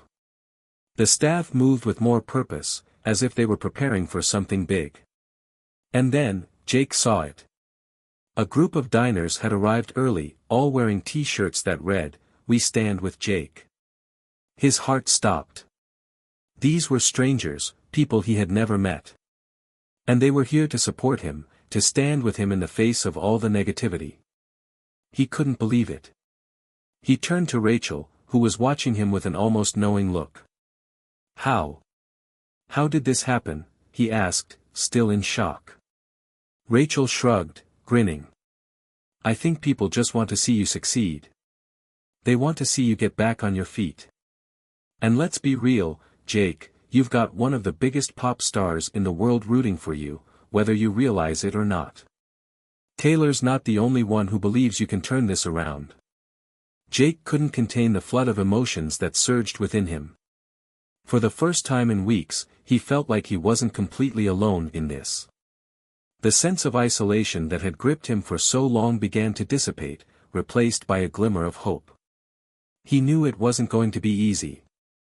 He knew there were still hurdles to jump, still people who doubted him, still plenty of challenges ahead. But in that moment, something shifted inside of him. The feeling of defeat that had lingered in his chest for so long began to fade. He could do this. Later that day, as the lunch rush settled and the restaurant quieted down, Jake took a moment to step outside. He stood on the sidewalk, letting the cool breeze hit his face as he reflected on the whirlwind of the past few weeks. It was hard to believe that just a short time ago, everything had felt so hopeless. He'd made a huge mistake, and it had cost him so much: his job, his reputation, his confidence. But now, as he looked around at the people who were rallying behind him, he realized that he wasn't finished. Not by a long shot. Rachel's words echoed in his mind. "We stand with you." It wasn't just a slogan, it was a promise, a commitment from the people who had once been on the other side of his mistake. And it wasn't just about them. It was about Jake, too. It was about his ability to rise above, to prove that he could learn from his mistakes and emerge stronger than before. He wasn't just fighting for his job anymore. He was fighting for his dignity, for his future, and for the chance to rebuild everything he'd lost. But there was still a long way to go. This support was just the beginning. The road ahead would be filled with setbacks, challenges, and more scrutiny. But for the first time in a long while, Jake felt like he had a chance to redeem himself. He wasn't going to give up. Not now. Not ever. As the evening approached and Jake returned to the restaurant, he felt a newfound determination coursing through him. He walked into the Velvet Lounge with his head held high, ready to face whatever came next. The evening shift began with a buzz of energy. There was a palpable sense of optimism in the air. When Jake entered the kitchen to check in with the team, Sandra looked at him with an approving nod. "I heard about the support you're getting," she said. "I'm glad to see you're taking this seriously. It's not going to be easy, but you've got the right attitude. Keep it up." Jake couldn't help but feel a surge of pride. "I'm not giving up," he said quietly, his voice firm. "I can't. Not after everything." Sandra smiled and patted him on the back. "Good. That's what I like to hear." As the night wore on and the restaurant filled with customers, Jake couldn't help but notice the difference in the air. There were still some whispers, still some people who eyed him with skepticism, but there were also those who looked at him with understanding. And that, Jake realized, was all he needed. He wasn't perfect. He'd made a mistake. But he was still here, still fighting. And that was all that mattered. For the first time in a long while, Jake believed in himself again. The journey wasn't over. But at least now, he could see a way forward. Hit subscribe and leave a comment with where you're watching from. This story might just spark a new beginning. What's one thing that always pushes you forward, even when things get tough? The days that followed felt like a blur. Jake was riding a strange wave of optimism, buoyed by the unexpected support that had flooded in from strangers, friends, and even some of the regulars at the Velvet Lounge. But with every ounce of hope that came his way, there was an equally heavy weight pressing down on him, the pressure to prove that he could handle the attention, the scrutiny, and most of all, the responsibility of earning back his place. The test was coming. And Jake could feel it. That Thursday evening, a particularly busy night for the restaurant, Gregory pulled him aside before his shift. The restaurant was already filling up with customers, and the energy in the air was electric. But there was no ignoring the seriousness in Gregory's expression as he walked over to Jake. "Jake, we need to talk," Gregory said, his voice stern but calm. Jake's heart skipped a beat. "Is something wrong?" Gregory shook his head, but there was no mistaking the weight of his words. "Look, I've been hearing some things. People are saying that the restaurant is recovering. That the atmosphere is better. You're showing up, you're doing the work, and I see that. But there's one thing I need to make clear. Tonight, you're going to have a full section. I want to see how you handle it. No more excuses. No more mistakes. You're either in, or you're out." The words hit Jake like a cold wave. A full section. It was one of the busiest shifts, with a mix of regulars and new customers. There would be no room for error. Gregory had given him this shot, and now it was up to him to prove that he could rise to the occasion. I understand, Jake said, his voice steady, though his stomach was in knots. He had to get this right. He knew that if he faltered, it might be the end of his time at the Velvet Lounge. As the shift began, Jake could feel his nerves creeping up. The first few tables went smoothly. He greeted the guests with his usual charm, took their orders, and delivered their food without a hitch. But as the evening wore on, the pressure began to mount. He was juggling multiple tables, making sure the orders were correct, ensuring the drinks were filled, and dealing with complaints, all at the same time. And then, it happened. Jake was moving quickly, making his way between tables when he accidentally bumped into a server carrying a tray of drinks. The drinks tipped, spilling on the customer at the table nearest to Jake. The woman gasped, and the man with her shot him a glare. "I'm so sorry," Jake said, immediately rushing to help. "Let me get you a towel." The customer's face reddened with irritation, and before Jake could even finish offering an apology, the man snapped, "This is ridiculous. How hard is it to walk without knocking things over? My night's ruined. We're not coming back." Jake's heart dropped into his stomach. He could feel the eyes of the other diners on him, and there was no denying the tension that had descended on the floor. He knew that this was the moment, the test Gregory had warned him about. But Jake wasn't about to let one mistake derail his progress. "Please, let me make it right," Jake said, his voice calm but determined. "I'll take care of your meal. Anything you want, it's on the house. I just ask that you give us another chance." The man huffed, rolling his eyes. "I'm not sure that'll fix things. We'll see." Jake nodded, trying to keep his composure. He quickly grabbed the towel and dabbed at the woman's lap, apologizing again. As soon as he could, he moved away, feeling the weight of the situation on his shoulders. He couldn't afford to let this derail him. Not now. He took a deep breath and focused. The rest of the night was a blur of stress, but Jake pushed through. He double-checked every order, made sure to get everything right, and kept his composure even when the pressure was unbearable. He knew he couldn't let himself falter again. As the night wound down, Jake was exhausted. His feet ached, his mind was spinning, and yet, he felt a small sense of pride. He had done it. He had survived the test, and while things hadn't gone perfectly, he had managed to handle the chaos with grace. The final bill came for the couple with the spilled drinks. Jake approached their table, bracing himself for more complaints, but instead, the woman smiled up at him. "Thank you for handling that with such professionalism," she said, her voice softer than before. "I know accidents happen. And you did your best to fix it. I appreciate it." Jake was taken aback. He hadn't expected that kind of response. "Of course," he said, a small smile tugging at his lips. "I'm glad we could make it right." The man at the table remained silent, but Jake could see the shift in his expression. He was no longer glaring at him, but there was still a subtle discomfort. It wasn't a complete victory, but it was progress.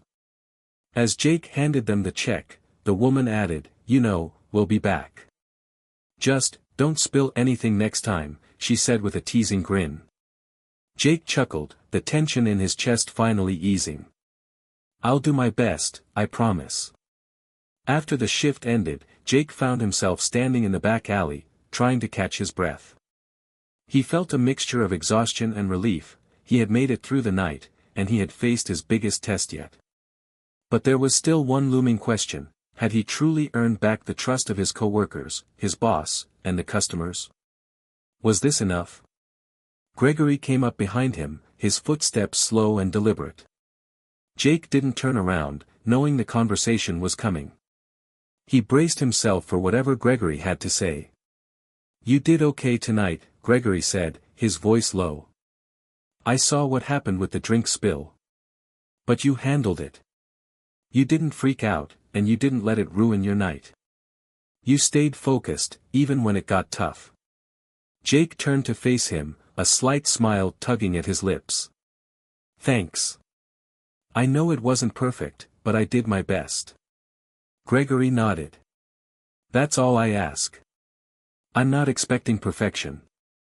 I'm expecting you to show up and do the work. You did that tonight.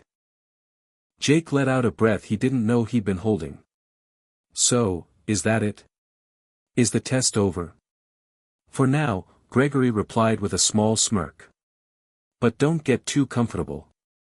You still have a lot to prove. But tonight was a good start. Jake's shoulders relaxed. It wasn't the end of the road. But it was a huge step in the right direction. He wasn't out of the woods yet, but he could finally see a path forward. Thanks, Jake said, his voice sincere. I won't let you down. Gregory gave him a firm pat on the back. I'm counting on it, Jake.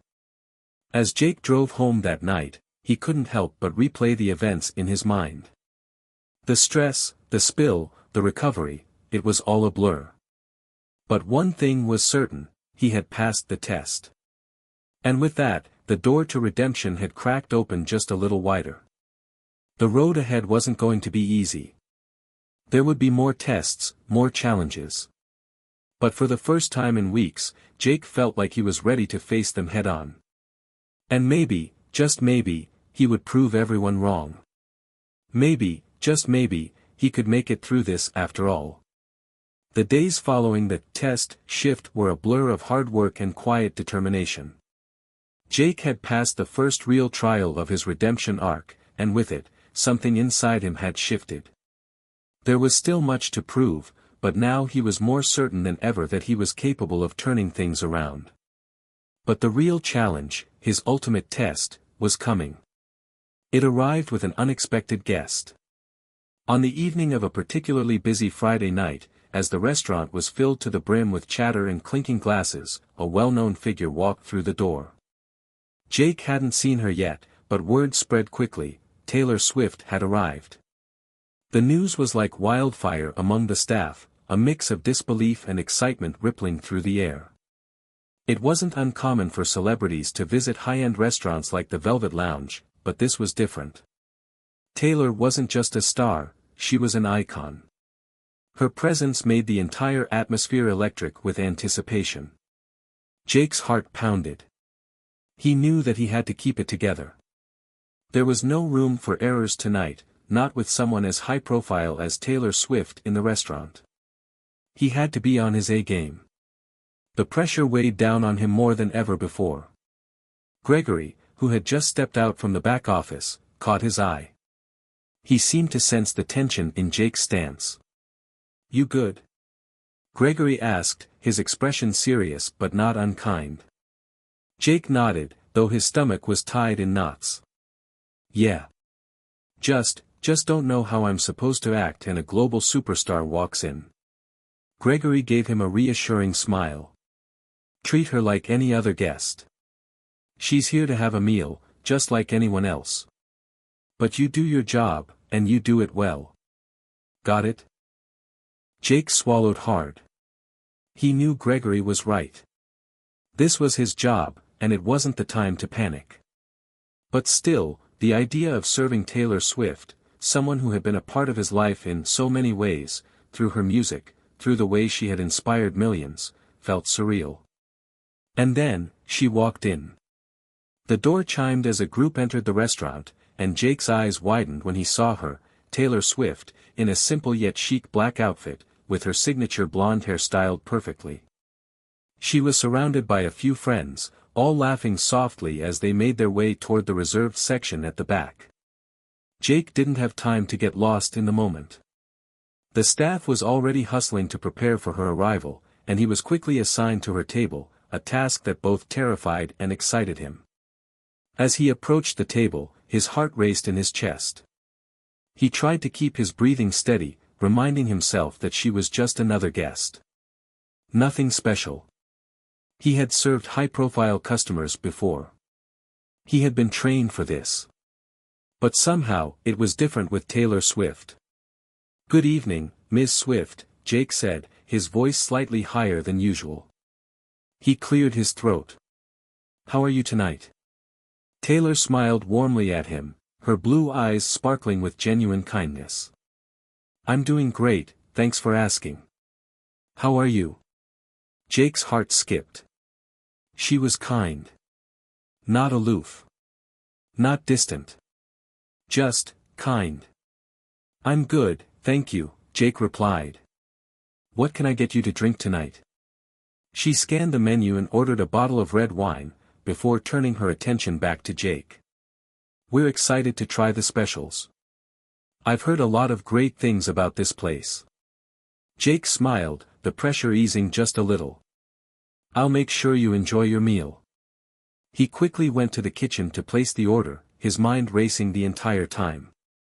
It wasn't just about delivering the food perfectly, it was about making sure that everything went smoothly. It was a test. A real test of his ability to keep things together under extreme pressure. As the evening wore on, Jake couldn't help but feel the weight of the situation pressing on him. Every time he approached Taylor's table, he couldn't shake the feeling that his every move was being watched, not just by her, but by the other customers, the other staff, and even by himself. He couldn't afford to mess this up. But then, halfway through the dinner, something unexpected happened. Jake approached the table with the main course, his hands steady despite the nerves swirling in his stomach. As he set the plates down in front of Taylor and her friends, she looked up at him with a smile. "You're doing a great job," she said, her voice warm and genuine. "I know things must be a little crazy around here tonight." Jake blinked in surprise. "Thank you, Ms. Swift. I really want to make sure everything goes perfectly for you." She gave him an understanding nod, and Jake realized something: she wasn't just a superstar. She was human, too. She understood the pressure, the hustle. And that simple recognition made the weight of the evening feel a little less heavy. "Call me Taylor," she added, a soft chuckle escaping her lips. "I'm not a fan of formalities." "Okay. Taylor," Jake said with a nervous grin. "I hope you enjoy your meal." By the end of the night, Jake felt a strange sense of relief. Despite the initial nerves, everything had gone smoothly. Taylor had been kind, patient, and understanding, and the evening had passed without a single mishap. Jake had done it. He had served Taylor Swift, and he had done it well. But just as he was about to head back to the kitchen, he saw Gregory watching him from across the room, his expression unreadable. Jake made his way over to him, unsure of what to expect. "How'd it go?" Gregory asked, his voice low. Jake hesitated for a moment before answering, still processing the events. "It went fine. No issues. She was really nice, totally down to earth." Gregory nodded slowly, his eyes thoughtful. "I'm glad to hear that. But I want to know how you handled it." Jake frowned slightly. "What do you mean?" Gregory crossed his arms and gave Jake a level look. "I saw how you were with her. You were nervous at first, but you pulled it together.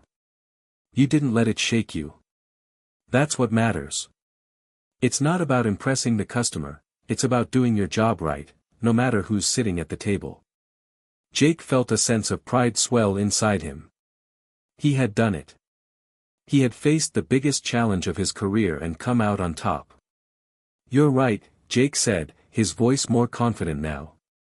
"I stayed focused. And I got through it." Gregory smiled, a hint of approval in his eyes. "Exactly. You've come a long way, Jake. Don't let this moment go to your head, but don't downplay it either. You've earned it." Jake nodded, feeling a new sense of determination wash over him. He wasn't just proving himself to the staff anymore. He was proving it to himself. And that meant more than anything else. As Jake left the restaurant that night, he found himself smiling for the first time in days. The road to redemption had been long and full of obstacles, but tonight felt like a significant victory. The test had been passed, and while it wasn't the end of the journey, it was another step forward. The pressure would always be there, but now, Jake was ready to face it head-on. The spotlight wasn't as intimidating as he once thought. It was just another opportunity to prove who he was, and he was ready to shine. Jake's newfound confidence began to take root in his daily life. He arrived at the Velvet Lounge early for every shift, eager to make the most of the second chance he had been given. His interactions with the customers felt more natural. He had a rhythm to his service, a sense of calm in the midst of the restaurant's chaotic pulse. For the first time since his world had come crashing down, Jake felt in control. But as the days passed, he began to realize something he hadn't anticipated: his actions, his redemption, had consequences far beyond what he had expected. It started subtly. A whisper among the staff. Some were congratulating him on his success with Taylor Swift, others were commenting on his improved performance. It was clear that Jake had earned some level of respect back. But with that respect came an uncomfortable shift in the dynamic at the Velvet Lounge. He had never been a particularly attention-seeking person, but the buzz surrounding his redemption and his moment with Taylor Swift began to feel like a double-edged sword. The regulars who had once looked at him with skepticism now saw him as a hero of sorts, someone who had pulled himself from the brink of failure to reclaim his place at the top. But with admiration came jealousy. One evening, during the busy dinner rush, Jake found himself at a crossroads. A large table of businessmen had arrived, and the pressure was on. He needed to deliver impeccable service. He had handled full sections before, but this felt different. The weight of the expectations felt heavier than ever. He was at the table, checking in with the customers, ensuring their wine was topped off and their appetizers were to their liking when he overheard a conversation at the bar. His stomach turned when he realized that it was about him. "I don't know why they're all so impressed with him," a voice sneered. "It's just one lucky night. One celebrity customer. He's not even that good." Jake froze for a moment, his back to the bar, trying to keep his cool. The voice was familiar. It was Sarah, one of the other servers, someone who had worked at the Velvet Lounge for longer than Jake had been there. Another voice chimed in, but it was harder to recognize. "I agree. He didn't do anything special. I bet it's just a fluke. The guy's only still here because of the buzz around him." Jake's face burned. He wasn't sure if they were speaking directly about him, but the words felt pointed enough to cut deep. They didn't know what it had cost him to get back to this place. They didn't understand the effort, the discipline, the emotional toll it had taken for him to climb out of that hole. He finished the table he was attending to, then excused himself to the back. His mind was racing. He wasn't sure what hurt more, the fact that his coworkers were undermining him, or the fact that their words were beginning to eat away at his confidence. He had done everything right. He had worked hard, improved, earned his place back. Yet here they were, questioning whether it was all deserved. Jake leaned against the wall in the kitchen, taking a few deep breaths. He tried to shake off the conversation, but it lingered in the back of his mind. He wasn't just fighting to regain his position in the restaurant. He was fighting against the resentment of those who couldn't see the value of his growth. Later that night, after the final customers had been ushered out, Jake found himself in the quiet break room, nursing a cup of coffee. He was alone, which was a rare luxury after such a hectic shift. He needed time to process everything, to think. But the silence didn't bring him the peace he had hoped for. Instead, it gave room for the frustration to swell. "Jake, we need to talk." Jake looked up to find Gregory standing in the doorway. There was a certain gravity to his presence, a seriousness that caught Jake off guard. He set his coffee cup down, trying to gauge the situation. "Everything okay?" Jake asked, his voice laced with curiosity. Gregory's eyes were steady, but there was a hint of concern in them. "You're doing great, Jake. Really, you are. But I've noticed something lately. People are starting to talk." Jake's stomach dropped. "What are they saying?" Gregory sighed, running a hand through his hair. "There's some tension building among the staff. And not just with Sarah. I think there's some jealousy brewing. People are noticing the attention you're getting, and not everyone's handling it well. Jake's heart sank. I don't want to be the cause of any trouble. I'm just doing my job. I know, Gregory said. But sometimes, when someone gets a little more attention than others, it creates division. Some of the staff feel like they've been overlooked or forgotten. That they've been here longer and worked harder. Jake swallowed hard. He hadn't thought about it that way. To him, this was a second chance, a fresh start. But to some of his co-workers, it might have felt like an intrusion into what they had worked for years to build. I don't know what to do, Jake admitted, rubbing his temples. I don't want to make things harder for anyone. But I can't just throw away everything I've worked for.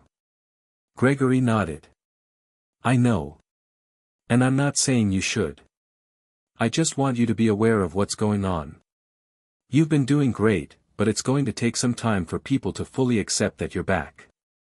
There are going to be bumps along the way. You need to stay focused on your work, not let the noise get to you. Jake let out a deep breath. It wasn't the encouragement he had hoped for, but it was the reality. He wasn't just battling his own insecurities anymore. He was fighting to stay in the good graces of his colleagues, too. The road to redemption wasn't just about proving himself to Gregory or the customers. It was about showing everyone around him that he could be trusted, that he had earned his spot. I'll keep my head down, Jake said, determination settling into his voice. I'm not going to let this mess up what I've worked for. Gregory gave him a nod of approval. Good. Stay focused, and you'll be fine. Just keep doing what you've been doing. Everything else will fall into place. As Jake left the break room, he couldn't shake the feeling that the journey ahead wasn't going to be as smooth as he had hoped. The spotlight that had once felt like a victory now felt like a heavy burden. It wasn't just about serving his tables and getting his life back on track, it was about navigating the complex relationships within the walls of the Velvet Lounge. The whispers, the jealousy, the tension, it was all part of the cost of redemption. He hadn't realized that before. But now, it was clear, getting back to the top wasn't just about proving his worth to the world. It was about proving it to the people closest to him. He had to be ready for the fallout, because it was coming. The question was, could he withstand it? Could he rise above the gossip, the resentment, and continue to thrive? Jake wasn't sure. But he was determined to find out. The days following Gregory's conversation with Jake were filled with a growing sense of unease. The tension among the staff was palpable, but it was subtle, just a few exchanged glances, a comment here and there, and the occasional cold shoulder. It was enough to unsettle Jake without it being overtly hostile. He had worked too hard to let the negativity get to him, but the whispers were impossible to ignore. He had been doing everything right, had made strides in his personal and professional life. Yet, somehow, it didn't feel like he was winning. The camaraderie that once existed among the staff had started to erode, and every step Jake took forward felt like it was met with a dozen silent steps backward. And then, the incident happened. It was a Thursday evening, one of the slower nights of the week, which should have made the shift feel like a breeze. But the lack of customers only made the atmosphere more tense. The quiet was deafening. Jake moved through the restaurant, doing his best to keep up the energy, despite the fact that he could feel the weight of the staff's coldness hanging in the air. He was at the bar, preparing a drink order for a nearby table when Sarah walked up to him. There was a sharpness in her eyes that Jake hadn't seen before. The moment she stopped beside him, he felt the space between them tighten. "Can we talk?" Sarah's voice was low, almost too casual. Jake turned, arching an eyebrow. "Sure. What's up?" She glanced around, her expression unreadable. Then, without warning, she spoke. "You don't belong here, Jake. You're just a one-hit wonder. Everyone knows it." The words cut through him like a blade. Jake froze, the ice in his veins chilling him to the bone. His mind raced, trying to understand what was happening. He opened his mouth to say something, but the words stuck in his throat. He didn't know what to respond with. Was this a personal attack or just the culmination of all the built-up resentment? Sarah continued, her voice rising slightly. You got lucky. Taylor Swift comes in, and suddenly everyone thinks you're the star of the show. You didn't earn this. You don't belong in this place. Jake felt his heart pounding, a mix of disbelief and anger swarming inside him. He had worked every day for the last few months to earn his position, to rebuild his life. And now, here was Sarah, accusing him of taking something that wasn't his to take. That's not fair, Jake said, his voice wavering with a mix of frustration and hurt. I've been busting my ass to get back to where I am. Sarah let out a bitter laugh. Busting your ass? More like leeching off a moment of luck. You think you've got people fooled. They see right through you. Jake took a step back, his hands clenched by his sides. He had a choice to make, walk away and let it go or stand his ground. Before he could decide, Gregory appeared, stepping between them, his expression stern. Enough, Gregory said, his tone firm. Sarah, I don't care what issues you have, but you don't take it out on Jake like this. Not here. Not now. Sarah shot Gregory a glare, but she didn't say another word. She turned on her heel and walked away without a word, her back stiff with pride. Jake stood there for a long moment, still processing what had just happened. He felt shaken.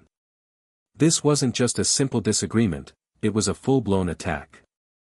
Sarah had gone for his weakest spot, and she had hit him right where it hurt the most. Gregory turned to him after a few moments, his expression softening slightly. You okay? Jake swallowed hard, his mind racing. I don't know, Gregory. I don't know what just happened. She just ripped me apart. Gregory sighed, his hands in his pockets. I know Sarah has her issues, but she's not wrong about one thing. You need to prove that you belong here, not just to her, but to yourself. Jake stared at him, bewildered. What do you mean? I mean, Gregory continued, you've done well so far, but this isn't just about one moment of success. This is about the long haul. People want to see that you're more than just a lucky break. They want to know you're here for the right reasons. Jake nodded slowly, the weight of Gregory's words sinking in. He had done so much, but maybe it wasn't enough. Maybe, for all the progress he had made, there was still that lingering doubt, both from his coworkers and from himself, that he wasn't truly back. He had to prove it. He had to show that he wasn't just a fleeting moment of fame but a consistent, reliable force at the Velvet Lounge. The rest of the night was a blur for Jake. He moved through the shift in a haze, his mind wrestling with the confrontation with Sarah and the harsh truth Gregory had given him. He didn't want to think that the resentment from his colleagues was warranted, but deep down, he knew that it was. They didn't want him to be another fluke, and he couldn't blame them. He had been given a second chance, but he had to prove he deserved it. When the shift finally ended, Jake found himself back in the break room, staring at his reflection in the small mirror above the sink. His eyes were tired, the weight of the evening heavy on his shoulders. He had worked so hard to get here, and yet, it felt like he was always one step away from being knocked down again. But he wasn't going to let this break him. He couldn't afford to. He wasn't just proving something to Sarah, to Gregory, or to anyone else. He was proving it to himself. He had come too far to go back. The next morning, Jake woke up early, feeling the pressure of the day ahead. He had to keep moving forward. He had to keep proving himself. Every interaction, every table he served, every task he completed, it all had to be perfect. As he stepped into the restaurant, the hum of the kitchen and the bustle of the dining room felt different. The tension in the air was still there, but it wasn't going to stop him. He was going to rise above it. It was time to show everyone, including himself, that he wasn't a fluke. This was his chance to prove that he truly belonged here. And this time, he wasn't going to let anyone or anything take that away from him. The following weeks at the Velvet Lounge were a whirlwind of conflicting emotions. Jake had taken Gregory's advice to heart and worked harder than ever to prove he belonged. He did everything by the book, stayed focused, kept a steady hand, and made sure every guest left with a smile on their face. He pushed through the silent treatment and the whispered comments behind his back, but the weight of it all seemed to grow heavier each day. It wasn't just Sarah anymore. The gossip had spread through the staff like wildfire. There were snide remarks from the cooks when Jake went into the kitchen. One of the bartenders, a guy named Mike, seemed to actively avoid making eye contact with him when Jake passed by. It was clear that there was still a divide in the restaurant. The praise and admiration he had earned from the customers didn't seem to carry over to his coworkers. But the real test came one rainy Friday evening. The restaurant was packed to capacity. It was the kind of night where everything seemed to move at double speed, orders flying in, drinks needing constant refills, and every server hustling to keep up. Jake had settled into his rhythm. His feet moved quickly across the floor, his eyes scanning every corner of the room for any sign of trouble. As he approached a table near the back, he saw a familiar face, the unmistakable silhouette of Taylor Swift, seated with a group of her friends. She was laughing, her blonde hair cascading over her shoulders, her eyes sparkling with warmth and charm as always. It was a surreal moment for Jake. After everything that had happened, after the fallout with his co-workers and his battle to prove himself, Taylor's presence here felt like an unexpected validation. Jake took a deep breath and walked over to the table, putting on his best smile. "Welcome back to the Velvet Lounge, Miss Swift. How are you this evening?" Taylor looked up, her smile widening when she saw him. "Jake. It's so good to see you again. Everything's been great since last time. We're ready to order." The rest of the group greeted him with friendly nods, and Jake couldn't help but feel a burst of pride. This was his moment, a chance to show the staff that he had truly made it, that his connection with Taylor wasn't just a fluke.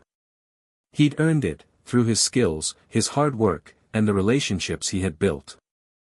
As he took the order and started walking away, he couldn't shake the feeling that something was off. His eyes scanned the room, and that's when he saw Sarah. She was standing near the kitchen, her arms crossed, her eyes locked on Jake with an expression that could only be described as resentment. Jake turned his attention back to the task at hand, but he couldn't shake the uncomfortable feeling that lingered. The energy in the restaurant felt tense. He worked quickly, bringing the drinks and food to the other tables, all while trying to maintain a professional demeanor. But in the back of his mind, he knew that this wasn't just another regular shift, it felt like a tipping point. A few hours later, the dinner rush had begun to slow. The staff had managed to keep up with the volume of orders, but now there was a sense of exhaustion in the air. Jake stood in the back, preparing a set of dessert plates for another table when Sarah approached him. She didn't say anything at first, just standing there with an air of superiority. Jake turned to face her, his patience already stretched thin from the evening's chaos. "What's up, Sarah?" he asked, trying to keep his tone neutral, despite the knot forming in his stomach. She smiled, but there was no warmth in it, just a sharpness that made Jake's skin crawl. "I see Taylor Swift's back," she said, her voice dripping with sarcasm. "Must be nice, huh? Getting all that attention." Jake's stomach churned. "We're just doing our jobs. There's no need for that." "Oh, there's plenty of reason," Sarah shot back, stepping closer. "You think you're above all of this now? You think just because you served a celebrity, you've got it all figured out?" Jake felt his hands tighten around the plates he was holding. "I don't think that at all, Sarah.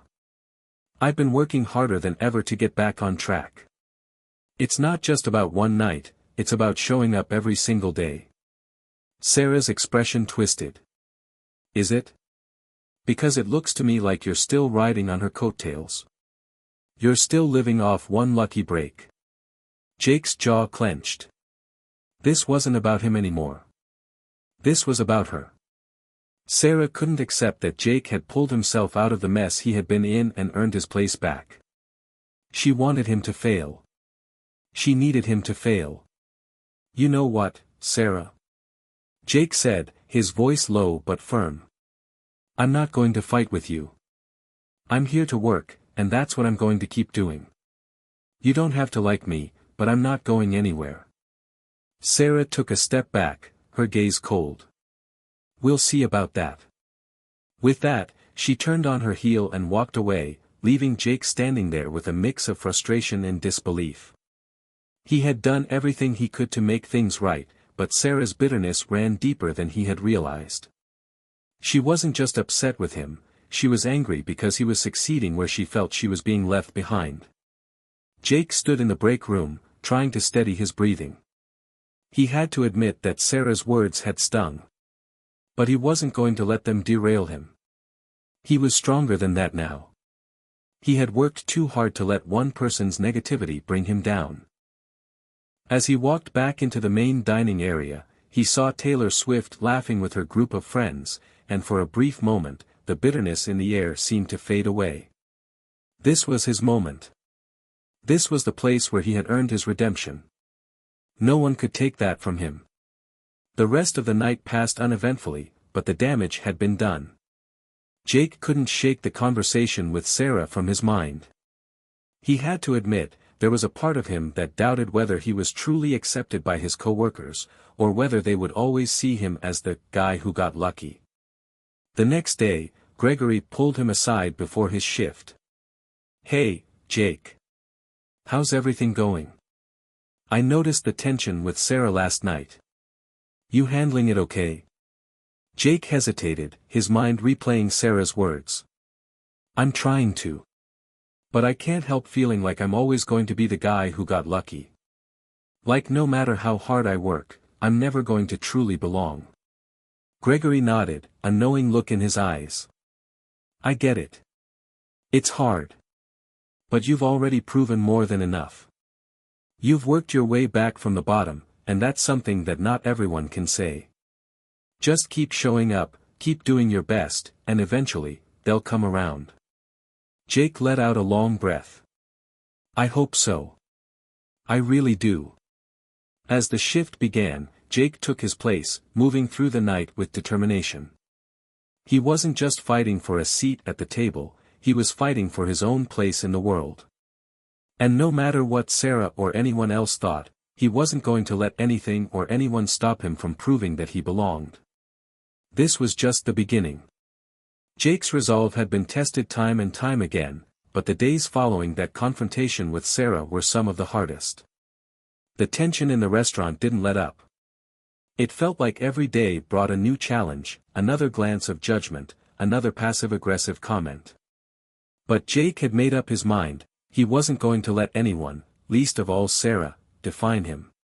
He had fought too hard to get back to this point, and he wasn't going to let anyone tear him down. So, he kept his head down, focused on his work, and, as always, gave his best to the guests. Taylor's visits had become more regular, and each time she returned, it felt like an opportunity to prove himself. The customers loved him, and he loved the energy they brought to the restaurant. But he wasn't naive enough to believe that was enough. It was clear that the staff was still hesitant, still unsure if he really belonged. It was on one of those rainy nights when the restaurant seemed emptier than usual that Jake found himself in an unexpected situation, one that would force him to confront everything he had been avoiding. The evening had started like any other. The usual hum of the kitchen and the clinking of glasses filled the air. It was a quieter night, but there was still a steady stream of guests, which was enough to keep everyone busy. Jake had just cleared a table when Gregory came over to him, his face serious. Jake, I need to talk to you about something, Gregory said, his voice low. Jake's stomach twisted with unease. What's up? Gregory glanced around to make sure no one was listening, then leaned in closer. It's about Sarah. Jake's pulse quickened. What about her? I don't want to make this a big deal, but things are starting to get a little out of hand. I've seen how she's been treating you, and it's getting to the point where it's affecting the whole team. I think we need to address it head-on." Jake let out a breath he didn't realize he was holding. The thought of confronting Sarah, of addressing the issue that had been simmering for weeks, made his stomach turn. But Gregory was right, it was starting to affect not just him, but the entire restaurant. The toxic atmosphere couldn't go on like this forever. "All right," Jake said, his voice steadier than he felt. "Let's do it.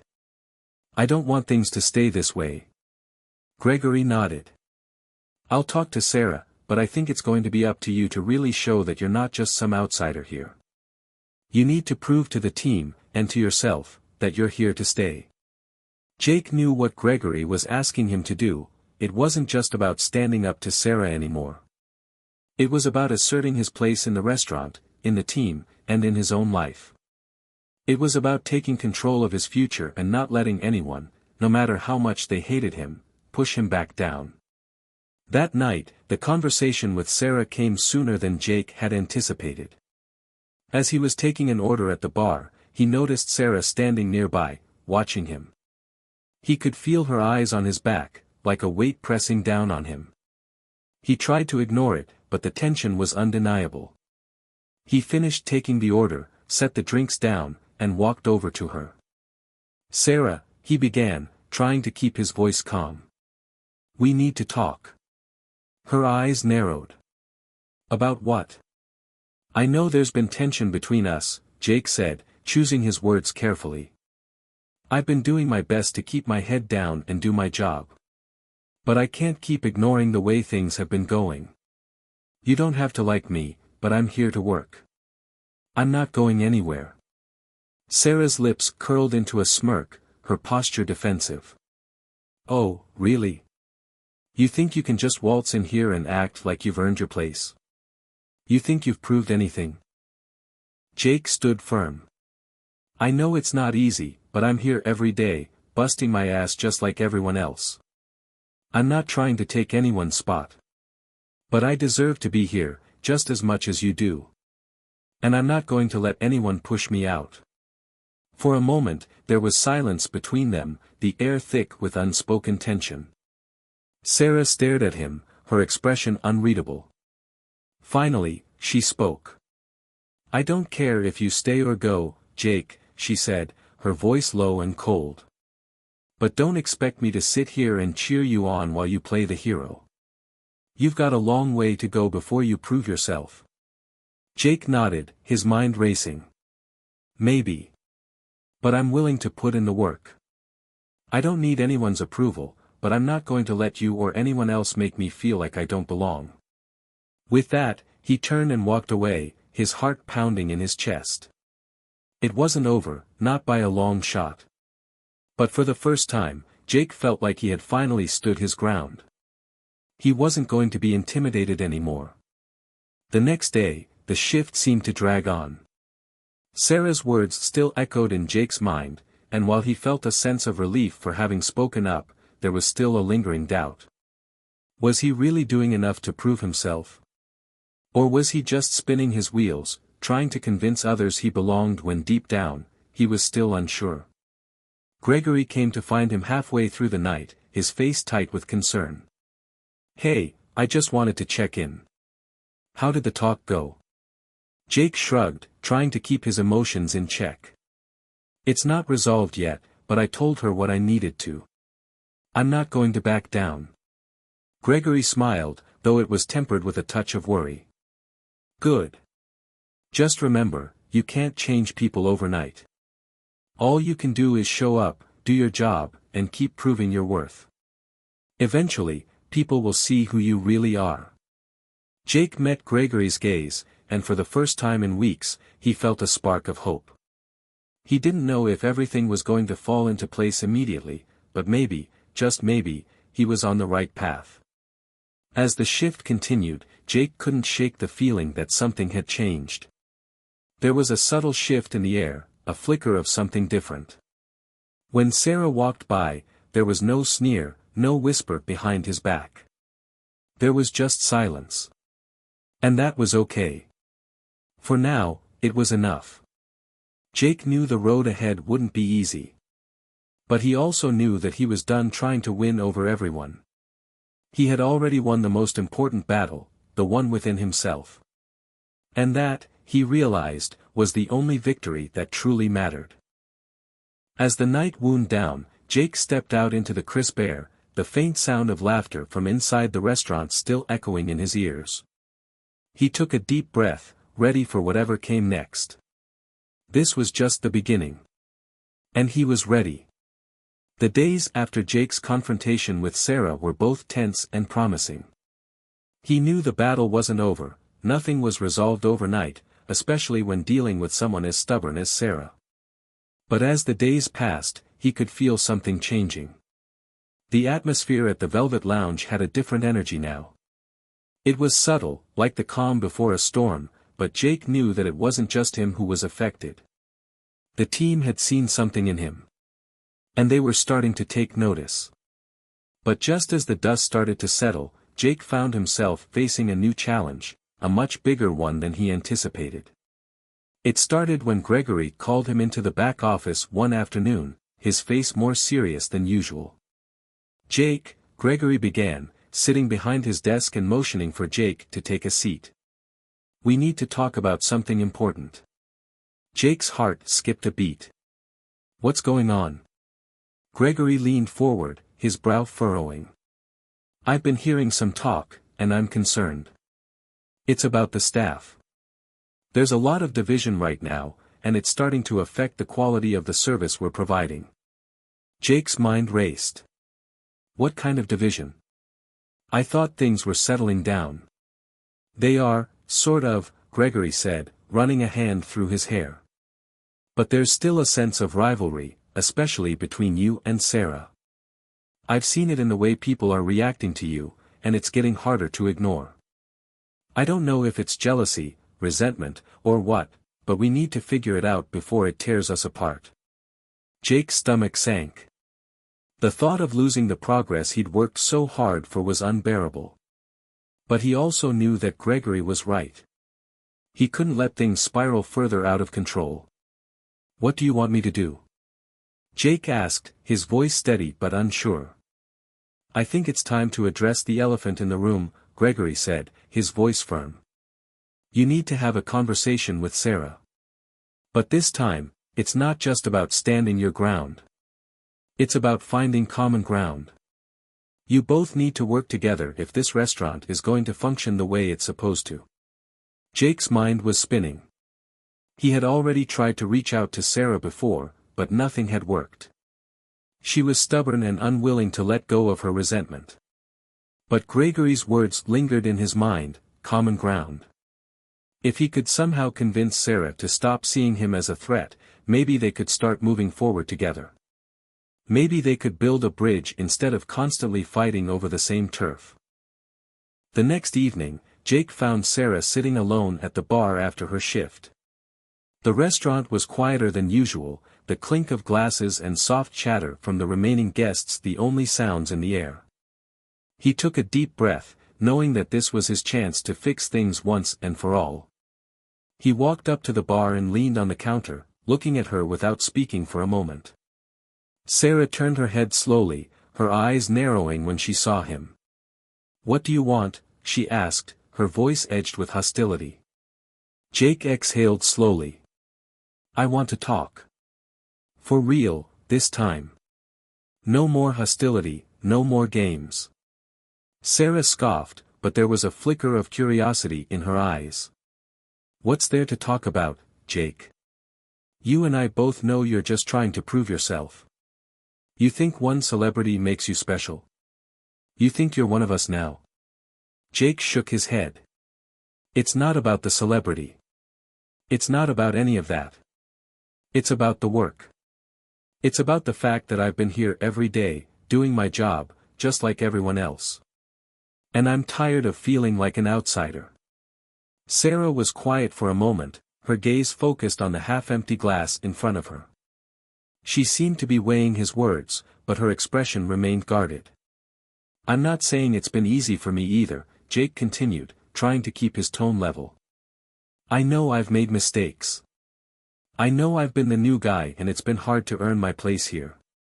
But I'm here, Sarah. I'm not going anywhere. She finally met his gaze, her eyes colder than ever. So what? You think we're supposed to just accept you now? That's not how it works. Jake didn't back down. No. I'm not asking for acceptance. I'm asking for a chance. A chance to prove that I belong here, just like you. I don't want to fight anymore. I just want to work alongside you. I want to be part of the team. For a moment, Sarah didn't say anything. She stared at him, her lips pressed into a thin line. Jake couldn't tell what she was thinking. Her silence was maddening, but he knew he had to wait her out. Finally, Sarah spoke, her voice softer but still tinged with doubt. I don't know, Jake. It's not that easy. I've been here longer than you. I've put in the work, and then you just come in and think you can waltz in here and take it all. I've earned my place, and I'm not about to let someone like you make me feel like I haven't. Jake felt a pang of sympathy, but he also knew he couldn't back down now. I get it, Sarah. I'm not trying to take anything from you.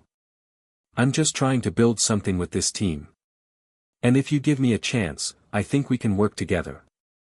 We don't have to like each other, but we do need to respect each other. That's all I'm asking for. Sarah sighed, rubbing her temples as if she were battling some inner conflict. She looked up at Jake, her gaze softer than before, but still guarded. I don't know, she said quietly. But I guess we can try. For the sake of the team, at least. Jake's heart lifted, just a little. It wasn't a full-on truce, but it was progress. He wasn't sure what the future held, but he was willing to keep working, keep pushing, and keep proving that he belonged. As he walked out of the bar, his mind was racing. Maybe things were finally starting to shift. Maybe he wasn't alone in this fight after all. But as the door closed behind him, he couldn't shake the feeling that the hardest part was still ahead. The road to true redemption wasn't going to be easy, and the challenges were far from over. But one thing was certain, he wasn't going to give up. Not now. Not ever. But only time would tell. It had been a week since Jake and Sarah's uneasy truce. The atmosphere at the restaurant seemed to shift from open hostility to a tense, fragile peace. Jake had expected this. There were no immediate friendships being forged, no sudden smiles exchanged over morning coffee. But the silence, the constant undercurrent of simmering tension, had been replaced by something more bearable. They were no longer actively undermining each other, and that, Jake thought, was a start. However, the weight of unspoken words still lingered. Every glance from Sarah, every comment from one of the other servers, felt like a small test. Would they break under the pressure? Would Sarah keep her word and really start to work alongside him? One evening, the restaurant was more packed than usual. The chatter and clinking of glasses filled the space, and the air smelled of freshly prepared food and the buzz of a successful evening. Jake was in his usual groove, darting between tables, making sure drinks were served, and handling customer requests. Taylor had stopped by for a quick drink, and the familiar face brought a welcome sense of comfort amidst the chaos. But even with Taylor sitting at the bar, Jake knew that the day was far from perfect. It was right around 7:30 when everything came to a head. Jake had just finished clearing a table when he saw Sarah approaching. Her expression was unreadable, but her body language spoke volumes: tense shoulders, clenched jaw. She was holding her phone in one hand and her tray in the other, clearly trying to juggle too much. Jake braced himself, anticipating another one of their usual interactions. He was ready for it. What he wasn't ready for was the sheer level of frustration that seemed to pour from her in a way he hadn't expected. "Jake," she said, her voice cold and clipped. "I need you to take care of table 5. They're getting impatient." Jake looked over at the table she mentioned. It was a group of 4, all seated at the back corner, their drinks half finished and empty plates scattered across the table. They looked fine, but there was definitely an air of irritation about them. Jake glanced back at Sarah, trying to gauge her mood. "Sure," he said, grabbing a couple of menus from the hostess stand. "I'll get right on it." But as Jake started walking towards the table, he noticed something shift in the energy. Sarah was watching him. No, staring at him. It wasn't a casual glance, it was deliberate. The kind of look that made his skin crawl. He shook it off and focused on the customers. As he approached the table, he gave them his usual warm smile. "Good evening, folks. How's everything going tonight?" he asked, trying to sound casual. One of the men, clearly irritated, looked up from his phone. "You've been taking forever with the drinks. We were supposed to get our second round 10 minutes ago," he snapped. Jake blinked in surprise. That wasn't like him. He knew he was doing his job well, and he could feel the anger rising in him, but he kept it in check. "Sorry about that. Let me get that fixed for you right away," Jake replied, forcing a smile. He turned back toward the bar, feeling the weight of their judgment behind him. But before he could make it, Sarah's voice cut through the air, sharper than it had been before. "Hey! What did I tell you about table 5? She yelled across the restaurant, her tone dripping with impatience. The whole restaurant seemed to stop for a moment, and for the second time that night, all eyes were on Jake. He felt his face flush with embarrassment, but this time, something inside him snapped. He wasn't going to let Sarah do this to him again. He marched back over to her, his heart pounding in his chest.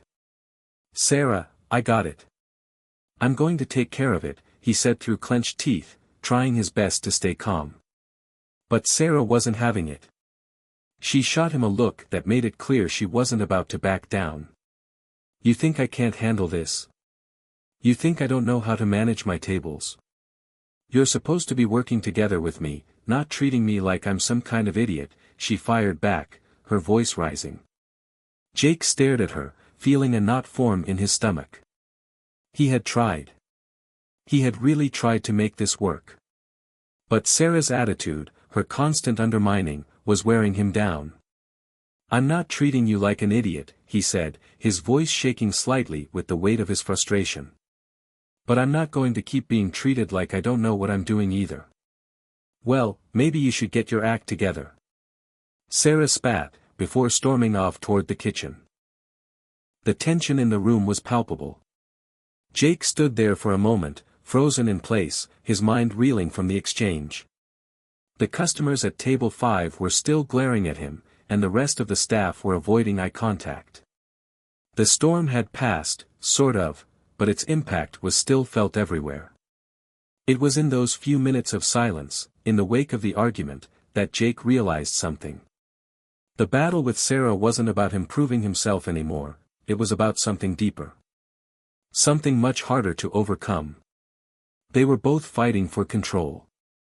Fighting for validation in a place that neither of them felt completely secure in. As Jake walked back toward the kitchen, he could feel the weight of the moment heavy on his shoulders.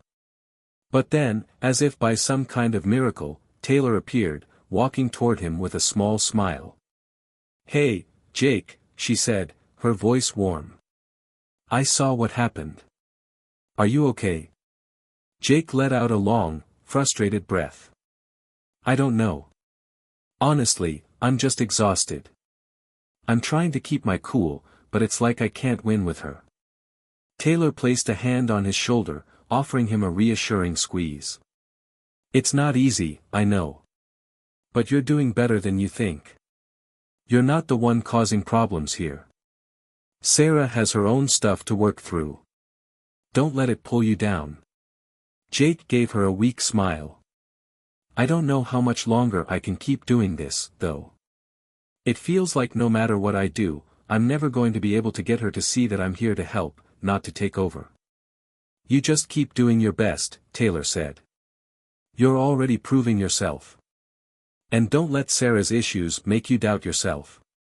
Jake took in her words, nodding slowly. Maybe she was right. Maybe he didn't have to fix everything all at once. Maybe the most important thing was just to keep showing up, keep doing his best, and keep his head above water. The rest would follow in time. Later that night, when the chaos finally settled and the last customers trickled out, Jake found himself standing alone on the restaurant's back patio. The evening had drained him, but it also gave him clarity. He had faced the breaking point with Sarah. He had stood his ground when he was pushed to the edge. But he was ready for it. The following few days felt like a blur. The restaurant was busy, more than usual, and Jake found himself working harder than ever just to keep his mind off the unresolved tension between him and Sarah. Every shift, every interaction with the team felt like walking on eggshells. But there was an undeniable sense of frustration building up inside him.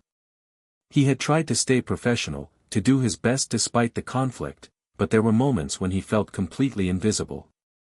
Sarah's passive-aggressive comments, though less frequent, were sharp and cutting when they did come. And while Jake had managed to keep his cool so far, the weight of the simmering animosity was beginning to take its toll. One night, after a particularly grueling shift, Jake found himself alone in the break room, his hands shaking slightly as he tried to unwind. He poured himself a glass of water and sat down at the small table, staring at the wall. The door creaked open behind him, and Jake didn't even have to turn around to know who it was. "Sarah. Can we talk?" she asked, her voice soft but still carrying an edge of tension. Jake sighed and wiped his forehead with the back of his hand. He wasn't sure if he was ready to have another conversation with her, but he nodded. "Yeah. Let's talk." Sarah took a seat across from him, her posture rigid but not as combative as it had been before. For a moment, neither of them spoke. The silence between them felt heavy, like it was waiting for something to break it open. "I'm sorry," Sarah said quietly, her eyes fixed on her hands. "I know I've been difficult. I've been frustrated. And I guess I took it out on you." Jake looked up, surprised by the sincerity in her voice. "What do you mean?" "I've been here a long time. I've worked my ass off to get where I am," Sarah explained. "And when you came in, it felt like everything I worked for was being threatened. I didn't know how to deal with it. So I took it out on you. And I shouldn't have." Jake leaned back in his chair, processing her words. It was a lot to take in, but it made sense. He could understand the pressure Sarah had been under all this time.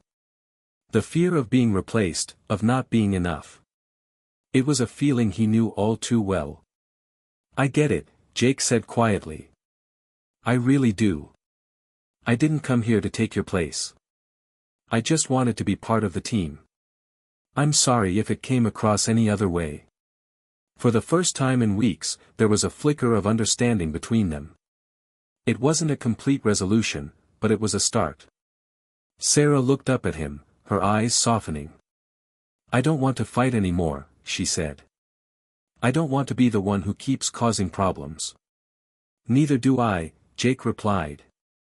"But we need to find a way to work together, to really be a team. I don't know how to fix everything overnight, but we can start small." Sarah nodded, her shoulders visibly relaxing. "Yeah. I think we can try." The next few shifts were awkward, no doubt, but they were also filled with tentative moments of collaboration. Jake and Sarah still had their disagreements, but there was a noticeable change in their dynamic. The tension that had once been so thick it was suffocating began to ease, little by little. Then came the night that changed everything. It was a Friday evening, and the restaurant was packed. The air was thick with excitement, as the weekend crowd settled in for a night of food, drinks, and socializing. Jake was running around, managing tables, and doing his best to keep things running smoothly. But as the night wore on, it became clear that things were starting to slip. A large party of 10 had just arrived, and the kitchen was backed up with orders. The servers were trying to keep up, but tempers were starting to flare, and the pressure was mounting. Jake was juggling multiple tasks when he heard a loud crash from the kitchen. He turned around to see a tray of drinks that had been knocked over by one of the newer servers, spilling across the floor. "Great," Jake muttered under his breath, rushing over to clean up the mess. But just as he bent down to grab a rag, he heard Sarah's voice cutting through the chaos. "Jake! Help me with table 7. Jake turned to see Sarah, her face tight with frustration, her hands full with plates of food. She was at her breaking point. Without thinking, Jake grabbed the rag and threw it aside, heading toward Sarah. "I got it. I'll take care of them," he said, his voice steady and calm despite the tension bubbling inside him. Together, they worked in sync. It wasn't perfect, there were still moments of tension, glances exchanged between them that hinted at unspoken issues, but they managed. The night wore on, and slowly but surely, they began to pull things together. Sarah handled the drinks while Jake made sure everyone at table 7 had everything they needed. They communicated without arguing, moving through the night with a sense of efficiency they hadn't felt before. By the time the last guests left, Jake felt an unfamiliar sense of satisfaction. They had done it. Together. There was no shouting, no resentment. Just two people doing their jobs as best they could, without letting their personal differences get in the way. As Jake began to clean up the bar, Sarah walked up beside him, a small smile playing at the corners of her mouth. "You did good tonight," she said, her tone less guarded than it had been in weeks. Jake looked over at her, surprised by the compliment. "Thanks. You too." For a moment, there was silence between them. Then Sarah sighed, a hint of exhaustion in her voice. "I'm sorry for everything," she said, more softly this time. "I shouldn't have made it so hard for you." Jake nodded, grateful for her honesty. "We're good. Really. Let's just keep moving forward, okay?" "Yeah," she replied, her voice firm. "I think we can do that." As Jake watched Sarah laugh with the team one evening, he realized that things were changing. He wasn't just surviving anymore, he was becoming part of something bigger. The Velvet Lounge was more than just a job to him now, it was a place where he could grow, where he could prove himself, not just to others, but to himself as well. And though the battle for acceptance hadn't been easy, Jake was finally beginning to believe that he had earned his place. The question now wasn't about whether he would make it, it was about how far he could go from here. It was a Thursday evening when things took a turn. The restaurant had been steadily busy, but nothing that Jake couldn't handle. The rhythm of the night had settled in, the buzz of conversation, the clinking of silverware, and the hum of the kitchen keeping everyone in motion. Jake was feeling more at ease than he had in weeks. He'd finally found a balance with Sarah, and though they still had their occasional tense moments, they were working as a team now. At least, that's what he thought. It started with a strange phone call. The restaurant's manager, Mark, had come into the back office, looking unusually frazzled. His usual composed demeanor was nowhere to be found. Jake had caught a glimpse of the phone call from where he stood by the kitchen door. He could hear Mark's low voice, though the words were unclear. Something about the tone made Jake's stomach tighten. Mark was clearly upset. He wasn't someone who got rattled easily, so whatever the call was about, it was serious. "Everything okay?" Jake asked, walking toward him after he hung up the phone. Mark looked up, his face tense. "We've got a problem. A big one." Jake's curiosity spiked. "What happened?" Mark paused, glancing around to make sure no one else was near. Then he leaned in closer, his voice dropping to a whisper. "There's been a breach in our staffing. A major one. We just got word that a health inspector is on their way." Jake's heart skipped a beat. The last thing any restaurant needed was a surprise visit from an inspector. It could mean fines, potential closure, or worse, bad press. "How bad is it?" he asked, feeling the familiar sense of anxiety creeping up his spine. Mark grimaced. "We've got a violation, something serious. A report was filed anonymously, and if the inspector finds what they're looking for, we're in big trouble. Before Jake could respond, Sarah entered the office. She had overheard the conversation and immediately picked up on the urgency in the air. "What's going on? Why does it feel like the entire atmosphere just shifted?" she asked, her tone sharp. Mark looked over at her. "We need to act fast. There's a surprise inspection coming. If we don't get everything in line before they arrive, we could face serious consequences." Sarah's eyes widened. "Are you serious? How did this happen?" Mark ran a hand through his hair, looking frustrated. "We're not sure.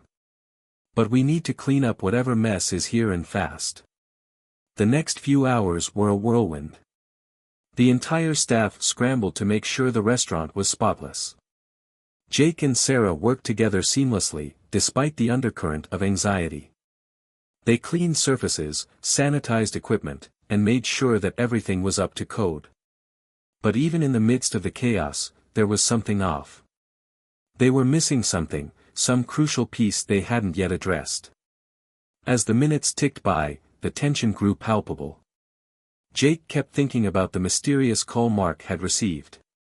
What had the inspector been tipped off about? Was it the kitchen?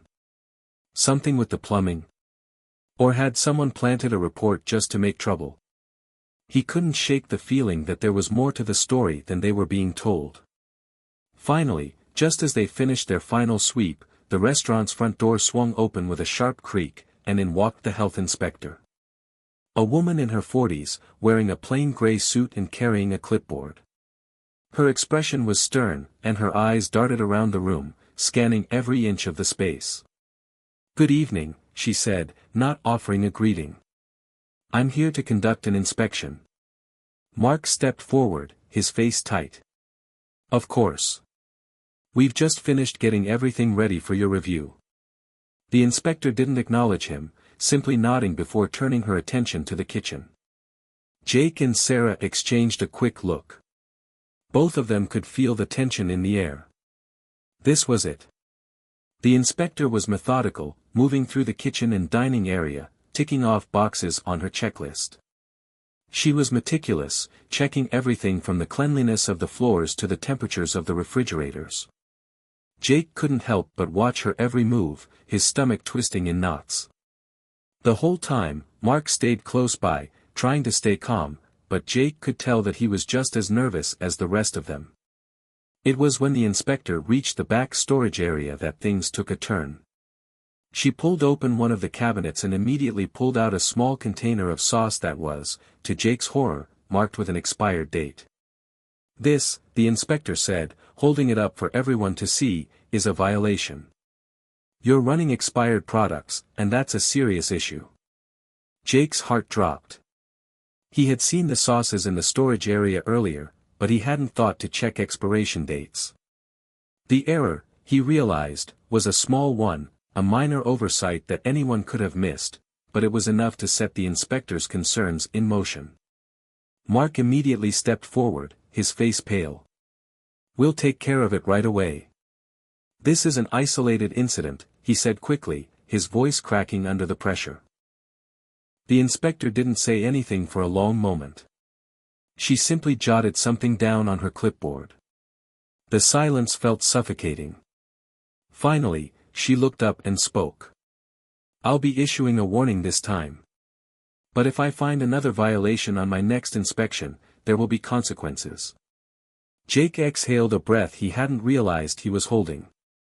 The room seemed to release some of its tension as the inspector turned and began walking toward the door. "I'll be filing my report," the inspector added, her tone flat. "But for now, you're in the clear." After the inspector left, there was a palpable sense of relief in the air. Jake was still reeling from the incident. It had been close, too close for comfort. The violation had been a minor oversight, but it had almost cost them everything. "That was too close," Sarah muttered, shaking her head as she wiped down the counter. "How did we miss that?" Jake couldn't help but agree. He felt a sense of dread at the thought of the restaurant's reputation being damaged. "We need to be more careful." Next time, we can't afford to let something like that slip through the cracks. Mark, who had been unusually quiet, finally spoke. I'm going to make sure we do a complete review of our stock. Every product, every ingredient. No more mistakes. His voice was firm, determined.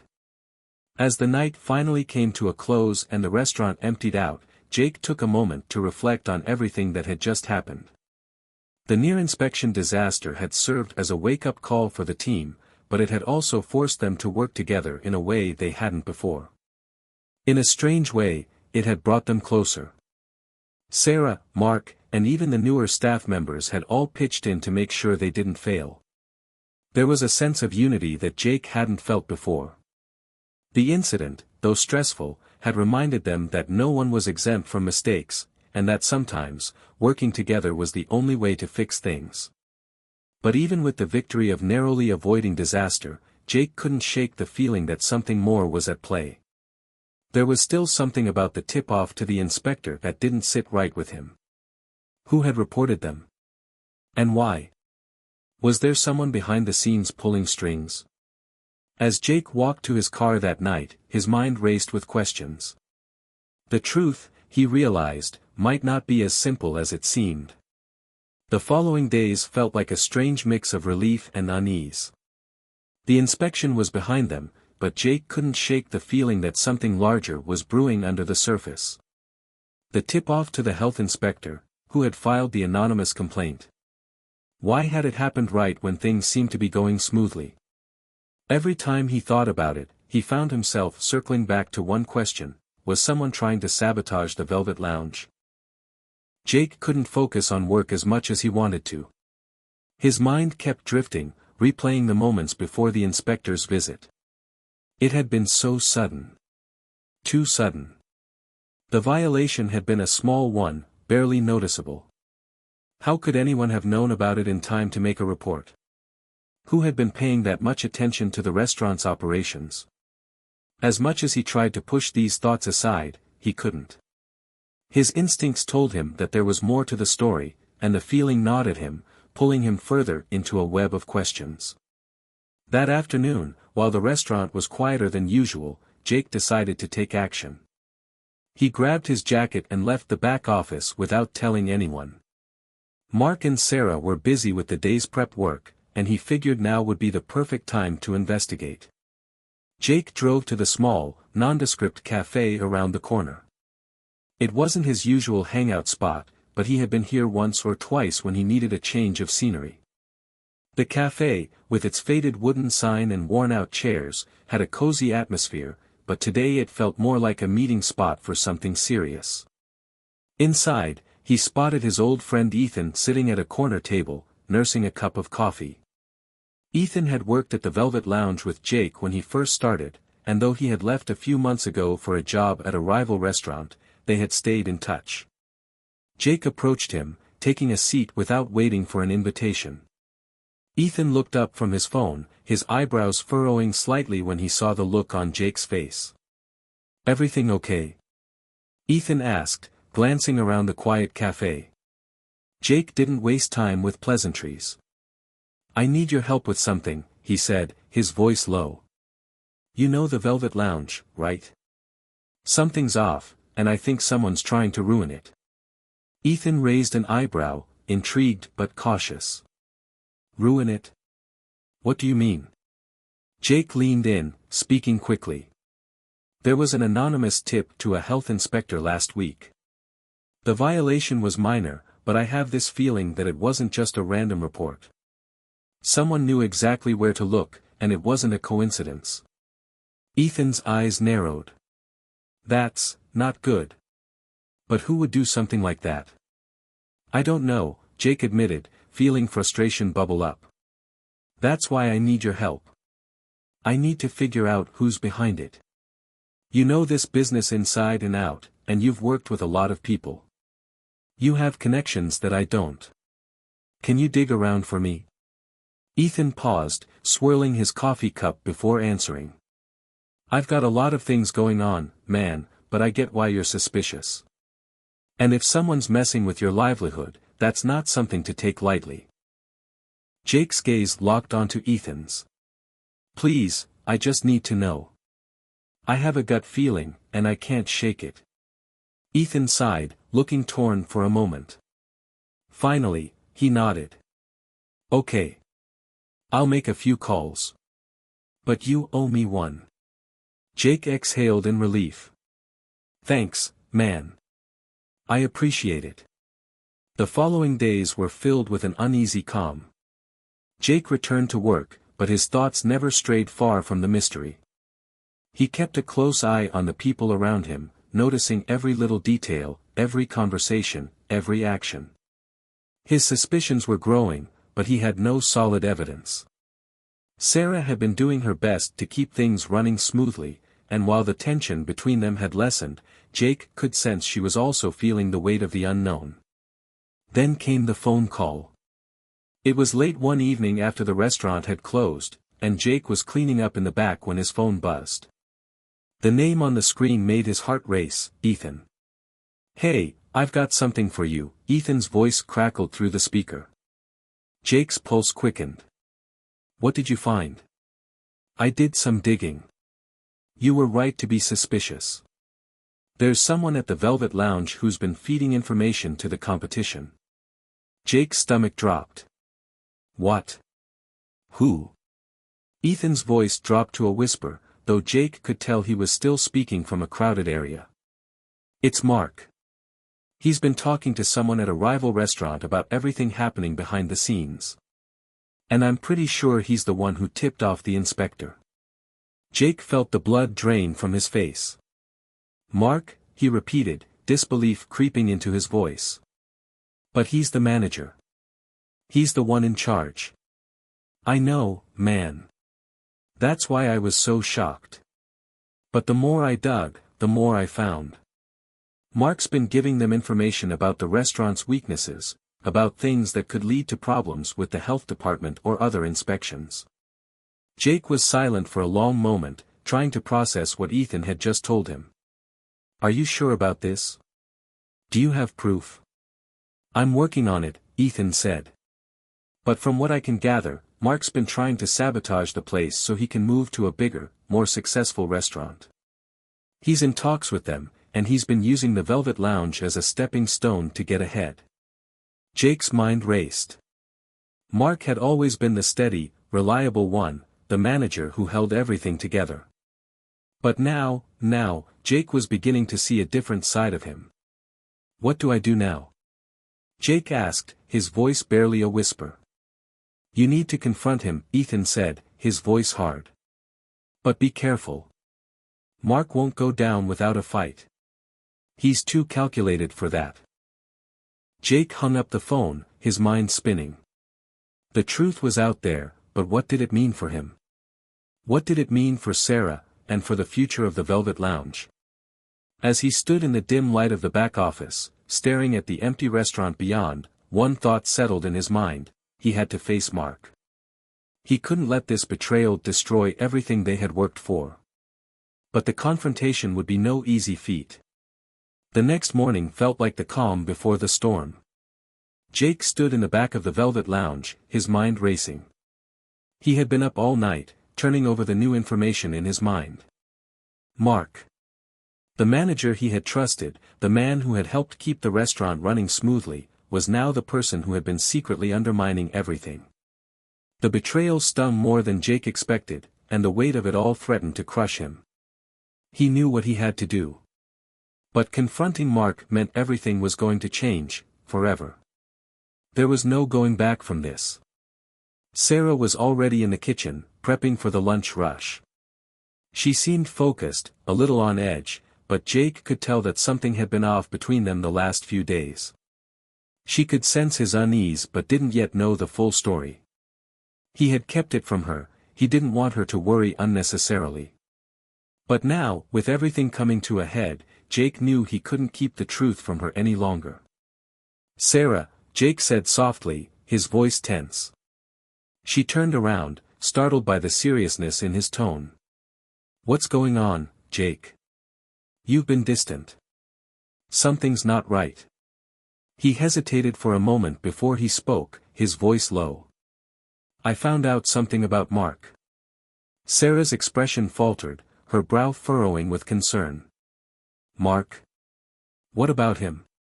Jake took a deep breath, steeling himself for what was about to happen. He's been sabotaging the Velvet Lounge. He tipped off the health inspector last week.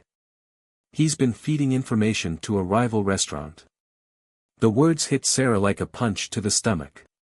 Her eyes widened in shock, and she took a step back, as though trying to distance herself from what Jake was saying. You're kidding, right? She whispered, shaking her head. Mark? He can't, he wouldn't do that. I didn't believe it at first either, Jake admitted, his voice cracking with disbelief. But Ethan did some digging. It's all true. He's been trying to destroy the restaurant so he can move up. He's been in talks with the competition. Sarah was silent for a long moment, processing everything. Then, slowly, her eyes met Jake's. What are you going to do? I'm going to confront him, Jake said with a grim resolve. I have to. I can't let him get away with this. The confrontation was inevitable, but that didn't make it any easier. Jake found Mark in the back office, just as he had expected. Mark was standing by the desk, looking at something on his phone, but when he saw Jake walk in, his eyes immediately narrowed. Jake, Mark said with a forced smile. You need something. Jake's jaw clenched, but he remained calm. We need to talk. Mark didn't respond right away. He simply stared at Jake, his expression guarded. Then, after a long silence, he set the phone down and leaned against the desk. About what? Jake took a step closer, his voice steady but firm. I know what you've been doing, Mark. I know you've been feeding information to the competition. And I know you tipped off the health inspector last week. Mark's face faltered, just for a second. But that brief flicker of guilt was all Jake needed. It was enough to confirm everything. Mark sighed heavily, his shoulders slumping in resignation. So, Ethan found out, huh? Jake's eyes narrowed. It's not just Ethan. I found out, too.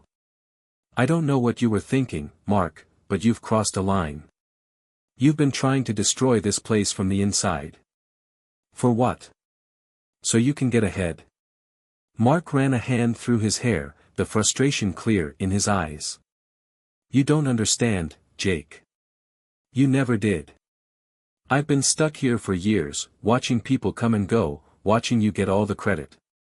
I've been stuck in the shadows, waiting for my chance. And when it didn't come, I had to make my own opportunity.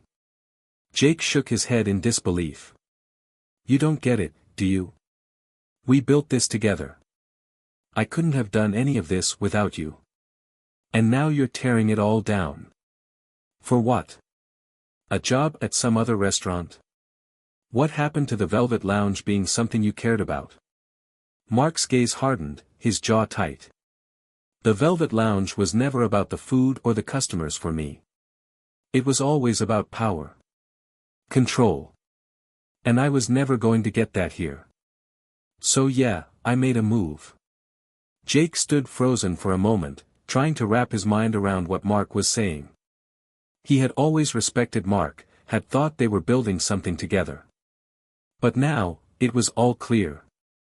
Mark's ambition had always been about his own success, not the restaurant's. And when he couldn't get what he wanted through hard work, he turned to manipulation. I trusted you, Jake said quietly, the hurt evident in his voice. I thought you were my friend. Mark met his gaze, and for a brief moment, something like guilt flickered in his eyes. But it quickly disappeared, replaced by a coldness Jake had never seen before. You should have known, Jake, Mark replied, his voice hard. In this business, it's every man for himself. I did what I had to do. Jake's fists clenched, and he took a deep breath. You've made your choice. And now, I have to make mine. The decision was tough, but Jake knew what he had to do. There was no way he could keep someone like Mark in charge of the Velvet Lounge.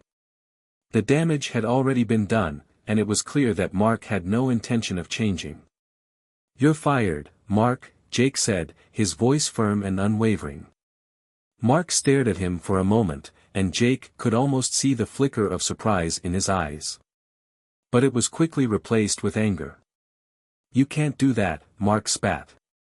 "You don't have the authority to." "I do," Jake interrupted. "I'm the owner now. And I don't want someone like you running my business." Mark's face twisted in anger, and for a moment, Jake thought he might lash out. But then, with a deep breath, Mark turned on his heel and walked out of the office without another word. Jake stood there for a long time, the weight of the decision sinking in. He had just fired his manager, his old friend, the man who had been there through thick and thin. But in the end, there was no other choice. Trust had been broken, and with it, any chance of moving forward together. Later that evening, after the storm of emotions had settled, Jake sat alone at a table in the Velvet Lounge. It was quiet now, the restaurant empty except for a few remaining staff members. Sarah had gone home for the night, but she would be back in the morning. Jake leaned back in his chair, taking a long, slow breath.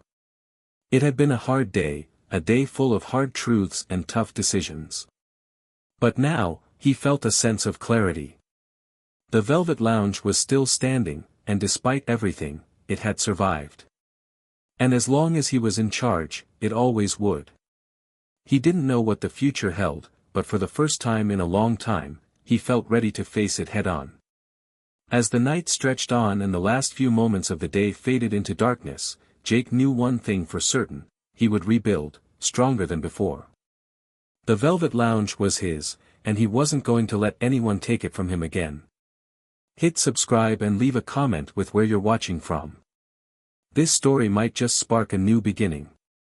What's one thing that always pushes you forward, even when things get tough?